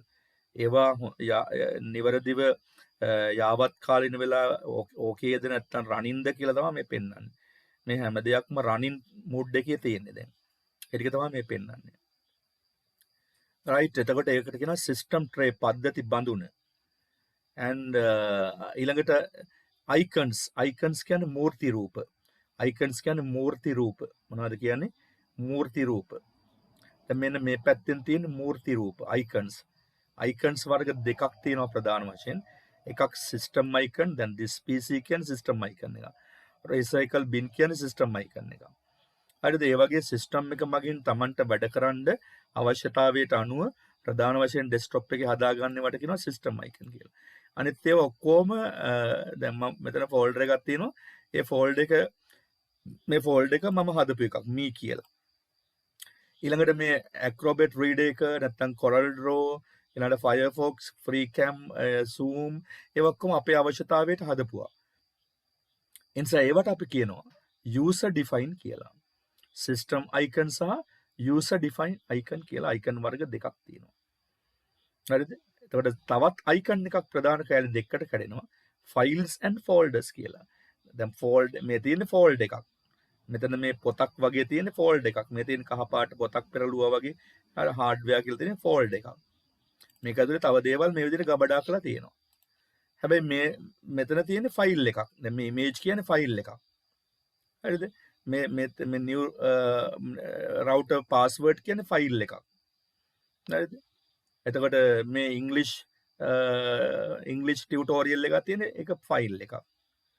ඒ වගේ සමහර ඒවා ෆයිල් හැටියට තියෙනවා, සමහර ඒවා ෆෝල්ඩර්ස් හැටියට තියෙනවා. හරිද? සමහර ඒවා ෂෝට්කට් හැටියට තියෙනවා. ෂෝට්කට්. දැන් ප්‍රධාන වැඩසටහන ඇතුළට යන්න නාම මාත්‍රිකව ෂෝට්කට් එකක් තියෙන්න පුළුවන්. දැන් මధుර කියන්නේ ෂෝට්කට් එකක්. හරිද? අයිකන් එක. හරි සිංහල තමිල් කියන්නේ මේකේ ෂෝට්කට් එකක්. Corel Draw කියන්නේ ෂෝට්කට් එකක්. හරිද? VLC play media play කියන්නේ ෂෝට්කට් එකක්. KMP play කියන්නේ ෂෝට්කට් එකක්. Zoom කියන්නේ ෂෝට්කට් එකක්. හරිද? එහෙම අපිට හඳුනා ගැනීමේ හැකියාවක් තියෙන්න ඕන අපේ මේ ඩෙස්ක්ටොප් එකේ එක දේවල් පුරව ගන්නකොට. අයිකන්ස් වලින් මේක පුරවන්න එපා කියලා මම කියන්නේ. හේතුව කම්පියුටර් එකේ හાર્ඩ් ඩිස්ක් එකේ RAM එක ඇතුළේ තියෙන virtual memory එක damage වෙනවා. ඒ කියන්නේ කම්පියුටර් එක slow වෙනවා. slow වෙලා වැඩ කරන්න නැත්නම් අතරපත් වෙනවා. හાર્ඩ් ඩිස්ක් එක full වෙනවා. එහෙනම් අයිකන්ස් 5කට වඩා ඩෙස්ක්ටොප් එකේ ප්ලීස් තියාගන්න එපා. වැඩි වෙන හැම අයිකන් එකක්ම මේ වගේ ෆෝල්ඩර් එකක් හදලා ඒක ඇතුළට දාන්න. දැන් මේක ඇතුළේ පිරීලා තියෙනකොට මම මේ වගේ ඩෙස්ක්ටොප් ටිල් කියලා හදා ගන්නවා ෆෝල්ඩර් එකක්. හදලා ඒක ඇතුළට දා ගන්නවා. මේක ඇතුළේ පිටලා තියෙයි. ඔකත් මම පස්සේ අරන් ගිහලා කට් කරලා පේස්ට් කර ගන්නවා හાર્ඩ් ඩිස්ක් එකට. ඩෙස්ක්ටොප් එක හරියට අපේ ඔළුව වගේ. ඔළුව ක්ලියර් නැත්තම් සමහරට උදේ පාට බෑපම වාහනේ කැප්පෙන්න පුළුවන්. වාහනයක් පදවන කෙනෙක් නම් තව වාහනේ කැප්පෙන්න පුළුවන් නැත්නම් කාණු කරලා යන්න පුළුවන්. එහෙනම් අපි ඔළුව ක්ලියර් කරගෙන ඉන්න ඕන හැම වැඩක් කරන්න පෙරම. හරිද? එන ඩෙස්ක්ටොප් එක ක්ලියර් වෙලා තියෙන්න ඕන කම්පියුටර් එක හොඳට රන් වෙන්න නම්. එහෙනම් අපි දැන් කතා කළා එකේ අවසාන කොටස මොකද්ද? icons and arrowhead මේ ඊතලේ මෙහාට මෙහාට දුවන මම mouse pad එක උඩ mouse එක කරනකොට එහාට මෙහාට දුවන එකට අපි කියන arrowhead ඊතලේ මම මේ කරකවනකොට වාට පේනවාදී arrowhead and finally මේ වගේ පින්තූරයක් අපි මේකට කියනවා background කියලා. අපිට ඕනම් මේක change කරන්නත් පුළුවන්. background එක අපිට change කරගන්නත් පුළුවන්. අපිට කැමති විදිහට ඔය විදිහට උමනා පින්තූර දාලා අපිට change කරගන්න පුළුවන් background එක. හරිද? දැන් ඒක වෙනම කතාවක්. background change කරගන්නවා කියන එක ඔයගොල්ලෝ මම හිතන්නේ හැමෝම දන්නවා. ඔය වගේ background change කරන්න පුළුවන්. ඒ වගේම අපි හිටපු background එකටම අපිට එන්නත් අය පුළුවන්. හරිද? ඒවා දන්නේ නැති අය ඉන්නවනම් මගෙන් personally අහගන්න මම ඒතකොට ඒ ටික කියලා දෙන්න. backgrounds අපිට කැමති විදිහට change කරගන්න ගැනීමේ හැකියාව තියෙනවා. ඉතින් පසුබිම් පින්තූරය කියන එකට තමයි background කියලා කියන්නේ. පසුබිම් පින්තූරය කියන එක තමයි background කියලා කියන්නේ. ඔන්න ඩෙස්ක්ටොප් එක අංග සම්පූර්ණම කියලා දුන්නා. දැන් Windows 11 වල පොඩ්ඩක් වෙනස් ඕක. හොඳේ. Windows 11 වල වෙනස්. හරිද? Windows 10 තමයි මම ඔය දැන් පෙන්නුවේ. මේකට start button කියනවා. මෙහා මෙතන මම mouse එකෙන් click කරලා දීපු උඩට මතුවෙනකොට start button. start button එකෙන් මතුවෙන්නේ start menu එක. ස්ටාර්ට් මෙනු එක. මේකට අපි කියනවා බෑක්ස්ටේජ් එක කියලා. මේක අපිට ඕන තරම් අපේ තියෙන ඇප්ලිකේෂන් මෙහෙම තියාගන්න පුළුවන්. බෑක්ස්ටේජ් මෙනු එක. හරිද? ඕන තරම් මෙනුස් අපිට දාගන්න පුළුවන්. දැන් Windows 10 වලට වඩා ගොඩාක් eye catching Windows 11 වල වීඩියෝස් එහෙම තියෙනවා බලන්න කියලා. right එහෙනම් මොනවද හැදිලා තියෙන ප්‍රධාන අංග ටික? ඩෙස්ක්ටොප් එකේ හැදිලා තියෙන ප්‍රධාන අංග ටික මේ විදිහට ඔය ඇඳගත්තු ඩෙස්ක්ටොප් එක ඩෙස්ක්ටොප් එක ඇඳගත්තා. ඒ ඇඳගත්තු ඩෙස්ක්ටොප් එකේ තියෙන ප්‍රධාන අංග ටික start button, task bar, system tray, icons, arrowhead, wallpaper. කවුරු ළමෙක් කියන්න බලන්න මයික් එක ඔන් කරලා please.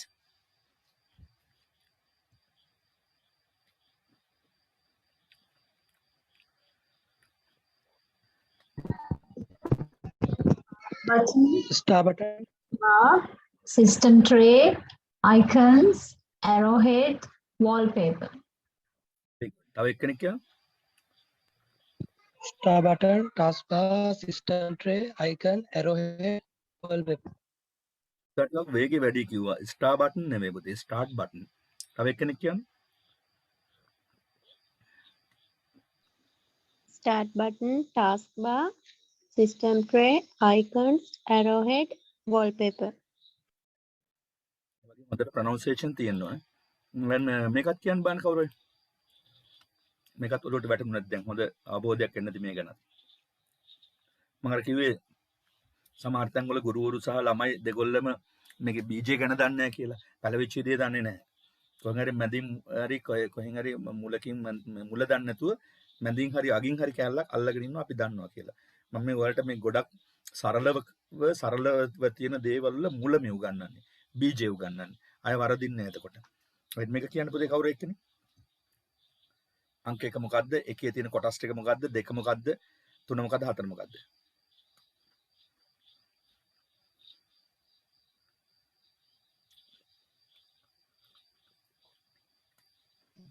Number one, input electricity, power on main power supply, power on system unit, power on monitor, power on other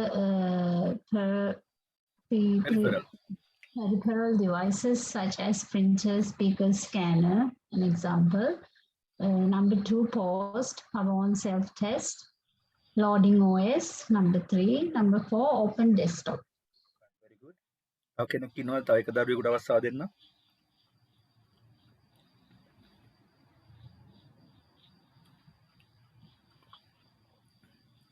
කියන්න කරට හුරු කරගන්න කියලා.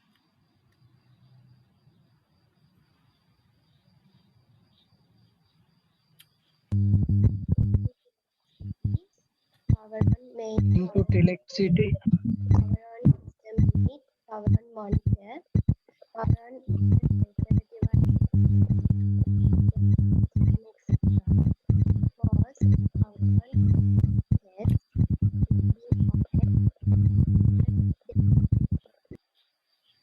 right very good. හොඳයි. ගැන අවබෝධයෙන් ඉඳලා තියෙනවා. තේරෙනවා. කාට හරි පුළුවන් මේක එක්ස්ප්ලেইন කරන්න ටක් ගාලා. මොකද්ද මේ වෙන්නේ කියලා එක්ස්ප්ලেইন කරන්න පුළුවන් කෙනෙක් ඉන්නවනම් දෙන්නම් බාන්න ටක් ගාලා. මෙන්න මේ process එක මොකද්ද?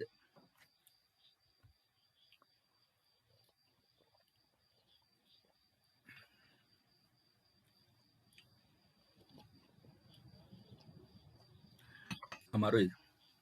හරි. නම් මං කාලේ ගන්න ඒවට දැන් ඔයගොල්ලෝගේ දැනුම තුල ඒවා දැන් තියෙන්න ඕන. අපි තව කොටසක් කතා කරමු.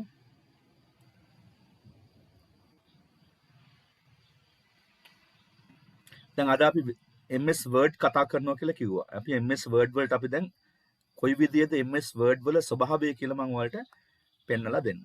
එතකොට MS Word වල ටියුටෝරියල් එකක් දුන්නා. අද ඒක ගන්න අපි එළියට. ඒක print out අරගෙන ඇති. පිටු මං හිතන්නේ 25ක 30ක ටියුටෝරියල් එකක්. ඒක හැමෝම print කරගන්න. ඒක මං ගොඩක් අකුරක් නැර කතා කරලා ඔයාලට කියලා දෙනවා. වැදගත් දේවල් එකේ ගොඩාක් තියෙනවා ටියුටෝරියල් එකේ. ඒක කියලා දෙන්න නම් ඔයාලා print out එක අරගෙන තියෙන්න ඕන highlight කරන ආරම්භන විදියට. right මේක desktop එක. මේ තියෙන desktop එක. එහෙනම් desktop එකේ shortcut එකක් තියෙනවා. වට පේනවා දැන් icon එකකට Word, Excel, PowerPoint, Access කියලා. අපි බලනවා දැන් කොහෙද මේවා ටික තියෙන්නේ. මේවා ටික මේ විදිහට තියෙනවා කියලා කියන්නේ නාම මාත්‍රිකව මේ. මේවා පේන්නේ මේ නාම මාත්‍රිකව. අපි දන්නේ මේ කොහෙද තියෙන්නේ කියලා. මේවා එහෙනම් මේ කම්පියුටර් එක හදනකොට දැන් මේක නම් මම ඔක්කොම දාගත්තේ මම මේක හදන්න දන්න නිසා. නමුත් ඔයාලා සාමාන්‍ය කම්පියුටර් එක කඩෙන් ගන්නකොට ඔයාට ඒ කඩෙන් ගන්න කෙනා තමයි ඒ ආයතනේ නැත්තම් ඔයා රුපියල් 2000 3000 දීලා කාට හරි දීලා තමයි කම්පියුටර් ඇතුළට දා ගන්න ඕනේ. හරිද? කම්පියුටර් ඇතුළට දා ගන්නකොට අපි නමක් කියනවා. මොකක්ද ඒකට කියන නම? ඒ අදාළ software ටික දා ගන්නවට අපි නමක් කියනවා. මොකක්ද ඒකට කියන නම? install කියලා. ඇතුළට දා ගන්නවට කියන නම මොකද්ද පුතේ? install. එහෙනම් කොහාටද මේක install කරලා තියෙන්නේ කියලා අපි දැන් බලන්න ඕනේ. මේක install කරන්නේ CD එකකින්. එහෙම නැත්නම් DVD එකකින්. හරිද? එහෙම නැත්නම් pen drive එකකින්.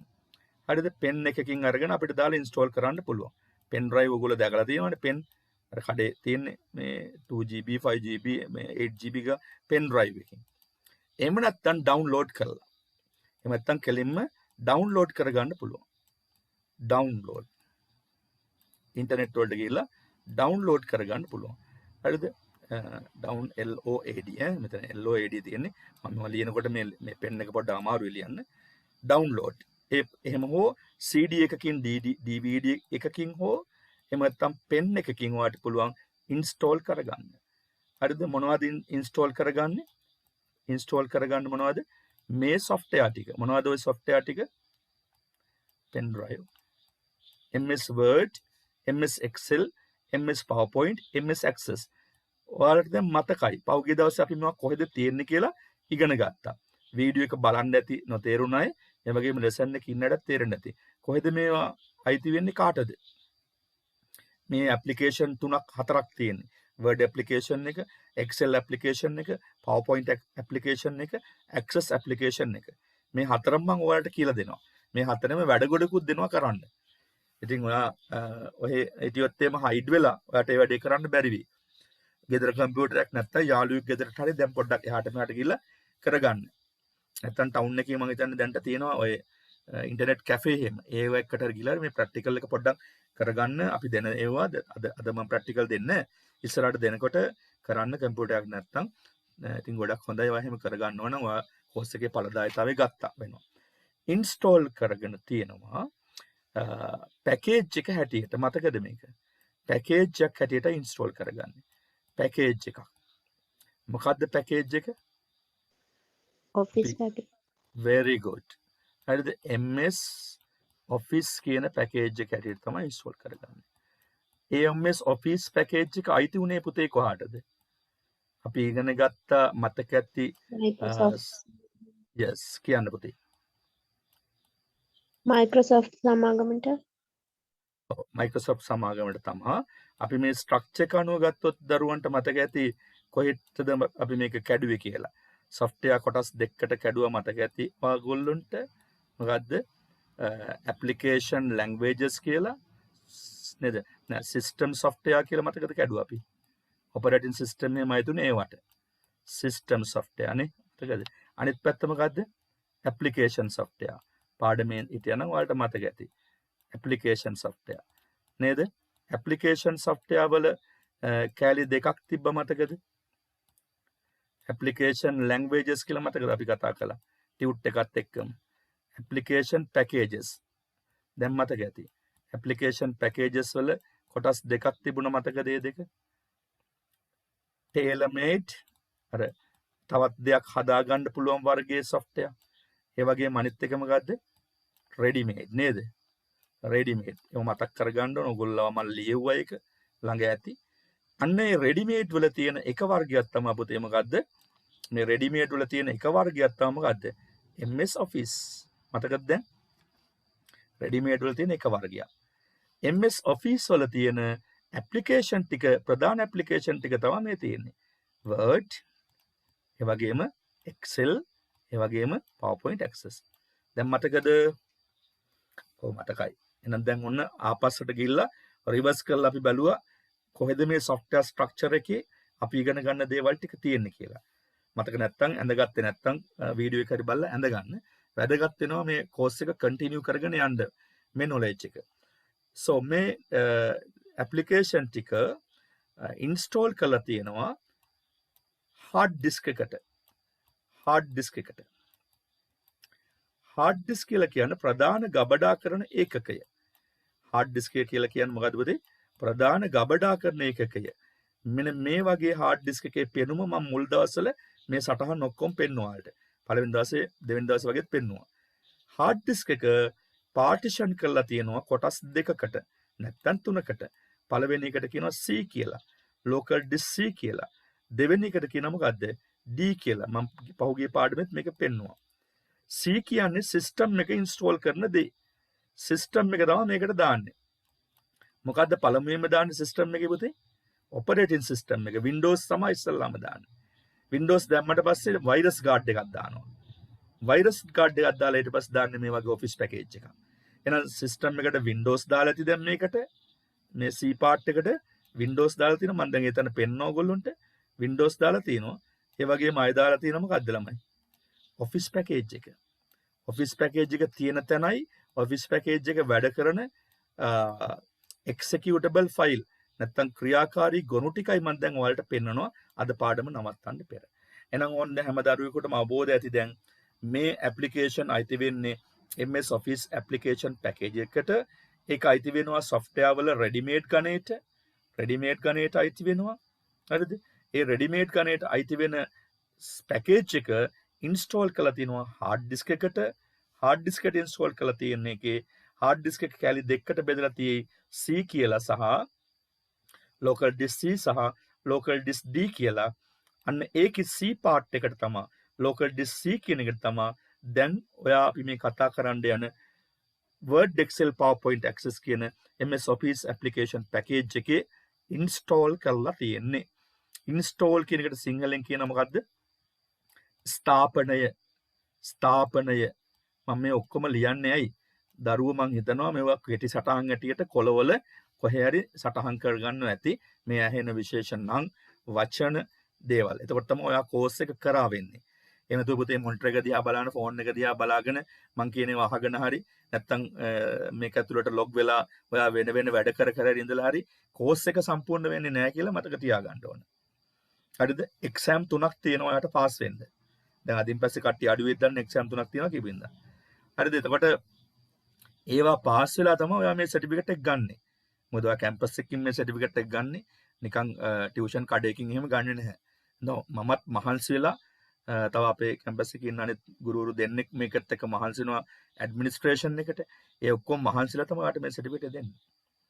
හරිද? ඒ අතර මම මේ පීස් කනක් කියන්නම් අද ලොග් වෙලා ඉන්න අය මම හිතන්නේ කොටසක් දාලා තිබුණා මුදල්. ඒ වගේම ඕගොල්ලන්ට 10 වෙනිදාන් පස්සේ chance එක දෙන්නේ නැහැ. කරුණාකරලා ඔයාගේ ෆීස් දාලා කෝස් එක කන්ටිනියු කරගන්න. නැත්නම් ඔයා ඊළඟ දවස් වෙනකොට ඔයාගේ ස්ටුඩන්ට් නම්බර් එක නැතුව ඔයා කෝස් එකට එන්න බැරුව ඉඳී. දැන් වැඩ පටන් ගන්න වෙලාවම ඔයාට කෝස් එක අහිමි වෙයි. රයිට් මම මේක තියෙන තැන පෙන්නනවා දැන්. ඔන්න මම මේ ඔක්කොමට ඉරේස් කරනවා. කොහෙද තියෙන්නේ? මේ this PC කියන icon එක ඩබල් ක්ලික් කරනවා. this PC කියන icon එක ඩබල් ක්ලික් කළාම අපිට පෙන්නනවා කම්පියුටර් එකේ තියෙන hard disk දෙක. මම කිව්වේ local disk C එකයි local disk D එකයි කියලා මේ තියෙන්නේ. local disk C එක රතු පාටලා තියෙනවා. ඒ කියන්නේ මගේ software වැඩි. ඒ වගේම සාමාන්‍යයෙන් මම දවසකට Zoom lesson 3ක් 4ක් කරනවා ළමයි කණ්ඩායම් ගණනාවකට. ඔයගොල්ලන්ට අමතරව ළමයි කණ්ඩායම් ඉන්නවා. ඒතර ඒ Zoom වල පිරිච්ච තමයි මේ තියෙන්නේ. ඒ වගේ වීඩියෝ තියෙනවා, වීඩියෝ හදනවා. තව එක දේවල් මම ටියුටෝරියල් හදනවා, බුක්ස් හදනවා. ඒ වගේ මේ සමහර ඒවා පිරලා තියෙනවා මේ D එකේම. ඒ වගේම පිරලා තියෙනවා. ඒතර මේ hard disk එක තමයි මේ කොටස් දෙකකට කඩලා තියෙන්නේ. මේක මම C එක ඩබල් ක්ලික් කරනවා. කළාට පස්සේ අපිට හම්බ වෙනවා Windows කියලා එකක් වට පේනවනේ. එහෙනම් ඉස්සල්ලාම මම කිව්වා කම්පියුටර් ඇතුළට දාන්නේ කම්පියුටර් ඉන්ස්ටෝල් කරන්නේ Windows operating system එක කියලා. අන්න ඒක තමයි මේ තියෙන්නේ. ඒකේ ෆයිල්ස් තමයි මේ තියෙන්නේ. මේ ෆෝල්ඩර්ස් මේ කහ පාටින් පෙන්නේ ෆයිල් එකක රූපයක් වගේ ෆෝල්ඩර්ස්. මේවා ඇතුළට ගියපුවම තියෙනවා ෆයිල්ස්. ෆෝල්ඩර්ස් ඇතුළේ තියෙනවා සබ් ෆෝල්ඩර්ස්. සබ් ෆෝල්ඩර්ස් ඇතුළේ තියෙනවා ෆයිල්ස්. එහෙනම් ෆෝල්ඩර්ස් කියලා කියන්නේ දත්ත ගබඩා කරන බහලුමක්. ෆෝල්ඩර්ස්. හරිද? මේ ෆෝල්ඩර්ස් ඇතුළේ තියෙන සබ් ෆෝල්ඩර්ස් මේ. ඒව ඇතුළේ තියෙන ෆයිල්ස් තමයි මේ පේනවාට.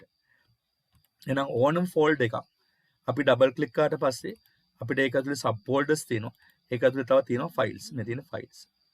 හරිද? ඒ වගේම මම වෙනම පාඩමක් කරලා කියලා දෙන්නම්. දැන් අපි යන්නේ Windows බලන්න නෙමෙයි. අපි යන්නේ Office package එක කොහෙද තියෙන්නේ බලන්න. මම මේකට යනවා. මේ program files කියලා දෙකක් තියෙනවා. Windows 10 නිසා මේ දෙකක් මේකේ තියෙන්නේ. මේ program file x86 කියන folder එක මම double click කරනවා. මේ click කරනවා double click කරනවා අරවනවා කියනවා කියලා දෙන්න ඕනේ නැහැ නේ. ඒවා දන්න ඔයාලා. ඕන නම් කියන්න. එහෙම තව බේසික් එකකට යන්න ඕන නම් ක්ලික් කරනවා ඩබල් ක්ලික් කරනවා ඕපන් කරනවා කියනවා තේරෙන්නේ නැහැ වගේ නම් තාම මට ගෲප් එකට මැසේජ් දාන්න ප්‍රයිවට් හරි මැසේජ් කරලා කියන්න තව සරල දේවල් කියලා දෙන්න ඕන නම් මේකට ගියාට පස්සේ අපිට හම්බ වෙනවා Microsoft Office කියලා ෆෝල්ඩර් එකක්. ඒක ඩබල් ක්ලික් කරනවා. ඒකට ගියාට පස්සේ අපිට හම්බ වෙනවා root කියලා ෆෝල්ඩර් එකක්. root ඒක ඩබල් ක්ලික් කරනවා. ඒකට ගියාට පස්සේ අපිට හම්බ වෙනවා Office 16 කියලා ෆෝල්ඩර් එකක්. ඒක ඩබල් ක්ලික් කරනවා. ඒක ඩබල් ක්ලික් කරාට පස්සේ අපිට හම්බ වෙනවා මොකද්ද? ෆෝල්ඩර්ස් ඇතුලේ තියෙන සබ් ෆෝල්ඩර්ස් ටික. සබ් ෆෝල්ඩර්ස් උප ෆෝල්ඩර්ස් ටික. ඊට පස්සේ යටින් තියෙනවා ෆයිල්ස්. මේ තියෙන ෆයිල්ස්. මේ ෆයිල්ස් ඇතුලේ තියෙනවා මේ ඔෆිස් පැකේජ් එක වැඩ කරන exe ෆයිල්. මොන ෆයිල්ද? ඇප්ලිකේෂන් ෆයිල් එක. එමෙත අපි එකට කියනවා exe ෆයිල් එක. ඇප්ලිකේෂන් ෆයිල් එකේවත් අපි එකට කියනවා මොකද්ද ළමයි? exe ෆයිල් එක. එමෙත් අපි එකට කියනවා මේක රන් වෙන ඇප්ලිකේෂන් ෆයිල් එක. ඇයි අපි කියවනේ දැන් ඩෙස්ක්ටොප් එකේ තියලා තියෙන ෂෝට්කට් එකක් කියලා. නාම මාත්‍රික කියලා. නාම මාත්‍රික අයිකන් එකක් නේ තියලා තියෙන්නේ. ඒකෙන් තමයි කෝල් කරලා ලෝඩ් කරගන්නේ RAM එකට. RAM එකට ලෝඩ් වෙන්නේ මේ exe ෆයිල් එක. ටිකක් සැර වැඩි සමායට ඒක ඇල්ල. ඒක මම තව ටිකක් ඊළඟ දවසේ කැටි කරලා කියලා දෙන්නම්. RAM එකට ලෝඩ් වෙනවා exe ෆයිල් එක. එහෙනම් Word වලට, Excel වලට, PowerPoint වලට, Access වලට කියන ඇප්ලිකේෂන් හතරට exe ෆයිල් හතරක් තියෙනවා. මම දැන් Word වල එක වාට පෙන්නනවා. Word වල exe ෆයිල් එක තමයි මේක පළවෙනි දවසේ තේරෙන්නේ නැති වෙයි. සෙකන්ඩ් ඩේ එකේ තර්ඩ් ඩේ එකේ මම තා චුට්ටක් මේක ඔයගොල්ලන්ට ඇතුළට ගිහලා පෙන්නන්නම්. එතකොට වත් තේරෙනවා. මෙන්න මේක තමයි Word වල exe ෆයිල් එක. මම ලබන දවසේ chart එකකුත් ගහලා පෙන්නන්නම් මේකට වට කොහොමද කියලා. WinWord එන Word වල exe ෆයිල් එක, application ෆයිල් එක WinWord. මේක තමයි Microsoft සමාගම හැදුවේ. මේක master ෆයිල් එක. මේ master ෆයිල් එකට වැඩ කරන්න මේක වටේ තව හදලා තියෙනවා supporting file system එකක්. අනිත් මේ ඔක්කොම වට පේන්නේ මේ supporting files. හැබැයි මේ නමකින් W අකුර සහිතව පේන්නේ. මෙතනත් එහෙම එකක් තියෙනවා. ඒක නෙමෙයි. ඒක icon file එකක්. මේක තමයි WinWord තමයි application file එක. application file එක. මෙතන කිලෝබයිට් 1580ක් බරයි මේ ෆයිල් එක. මේක ඩබල් ක්ලික් කරොත් මොකක්ද ඕපන් වෙන්නේ ළමයි? Word open වෙනවා. ඒ බලන්න Word open වෙනවා. ඩබල් ක්ලික් කරොත්. right? Word open වෙනවා. දැක්කද? ඉතින් ඒකෙන් තමයි අර ඒ icon එක තමයි මෙන්න මෙතෙන්ද ගෙනල්ලා තියෙන shortcut එකක් හැටියට. එහෙම නැත්නම් මෙන්න මෙතෙන්ද ගෙනල්ලා තියෙන shortcut එකක් හැටියට. ඒ icon එක. right? okay. ඒ ටික තේරෙනවා. අපි ඊටු කැල් ටිකත් අල්ලගමු දැන්. Excel ඊළඟට icon එක මොකද්ද? ඊළඟ Excel ළඟ PowerPoint ඊළඟ Access. Excel වල මොකද්ද? exe ෆයිල් එක. බලමු උඩට ගිහිල්ලා මේක ආකාරාදී පිළිවෙලට තියෙන්නේ A to Z තියෙන්නේ.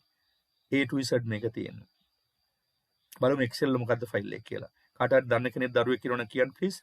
Excel වල මොකද්ද exe ෆයිල් එක? this one. Excel මයි. Excel වල exe ෆයිල් එක Excel වයි. application ෆයිල් එක 47775ක් බරයි. exe ෆයිල් එක application ෆයිල් එක. මේක ඩබල් ක්ලික් කරාම Excel ඕපන් වෙනවා. බලන්න. Excel ඕපන් වෙනවා. දැක්කන්? right. PowerPoint වල මොකක්ද exe ෆයිල් එක? PowerPoint වල මොකක්ද exe ෆයිල් එක? දන්න කෙනෙක් කියන්න. මයික් එක ඔන් කරලා. සමහර දරුවෝ දන්නවා මේවා. PowerPoint මොකක්ද? දැන් මම පහළට යනවා බලන්න PowerPoint වල. මෙතෙන් Power PNT application ෆයිල් එක මොකද්ද? Power PNT 1829ක් බරයි. මම මේ කියලා දෙන්න අලේ ගැන පුතේ. මේ හදපු BJ මේ කම්පියුටර් සබ්ජෙක්ට් එක කම්පියුටර් සයන්ස් උනේ මේ BJ පැල කරපු නිසා. නමුත් ළමයි ගිහිල්ලා කොහේ හරි ගිහිල්ලා කෝස් එකක් කරලා මොනවා හරි ඉගෙන ගෙනවා. එයා උඩත් නැහැ බිමත් නැහැ. ඔය කොහෙන් හරි කැලලක් අල්ලගෙන ඉන්නවා. නමුත් වැඩ කරන්න දන්නෙත් නැහැ. දැන් ඔයා දන්නවා රියලි වැඩ කරන්න. ඔයාට දැන් මම මේ දීප් කරුණවන පොතක් ලියන්න පුළුවන්. රචකයෙක් වෙන්න පුළුවන් ඔයාට. මේ සබ්ජෙක්ට් එක පිළිබඳ පොතක් ලියන්න පුළුවන්. net එකට ගිහපුවම ඕන තරම් තොරතුරු හොයාගන්න තියෙනවා. ඉතින් මේ බේසික් එකවත් අඩුම තරමේ ඔයා දැනගෙන තියෙන්න ඕන. ඔයාගේ ඒ දැනුම කියන එක ඔයාට ආවා කියන එක ඔයාගේ ඔළුවට එන්න. අවසාන එක MS Access මොකක් වෙන්න ෆයිල් එක? this one MS Access මයි. MS Access my application file එක. එහෙනම් අවසන් කරමු එහෙනම් word වල exe ෆයිල් එක මොකද්ද පුතේ? word වල මොකද්ද? දැන් මට කියන්න බලන්න. winword word වල winword excel වල මොකද්ද? excel වල දැන් අපි තාම ප්‍රෝග්‍රෑම් එක ඕපන් කරලා වැඩ පටන් ගත්තේ නැහැ. හැබැයි මේක හදුන වැඩ දැනගෙන ඉන්න බෑ. excel වල කියන්නේ මොකද්ද? excel excelමයි.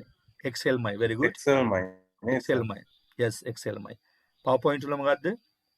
Power PNT. very good. power pnt අන්න ඒ වගේ one shot අල්ල ගන්න ඕන. power pnt සමහර ළමයි දන්නවා මේවා. ඒකට මතක නැහැ දැන්. yes powerpnt.exe. හරිද? මම ඊට පස්සේ 11 සතියේ ෆයිල් ගැන ෆෝල්ඩර් ගැන ඔක්කොම කියලා දෙන්න. ඊළඟට access වල මොකද්ද පුතේ? ms access. ms access. right. එහෙනම් අදට ඔයිට වඩා මම කරන්නේ ඔයගොල්ලෝගේ කාලේ ගියා. විනාඩි 10කින් විතර එන්න මැනේජ්මන්ට් ලෙසන් එකට. අපි මැනේජ්මන්ට් එකත් කැටි කාලයක් කරමු අද. නැත්තම් ලෙසන් දෙකම සමාන්තරව ගිය නැත්නම් ඉවර වෙන්නේ. right එහෙනම් thank you very much. විනාඩි 10කින් වගේ එන්න මැනේජ්මන්ට් ලෙසන් එකට. Thank you, sir. Thank you, sir. Thank you, sir.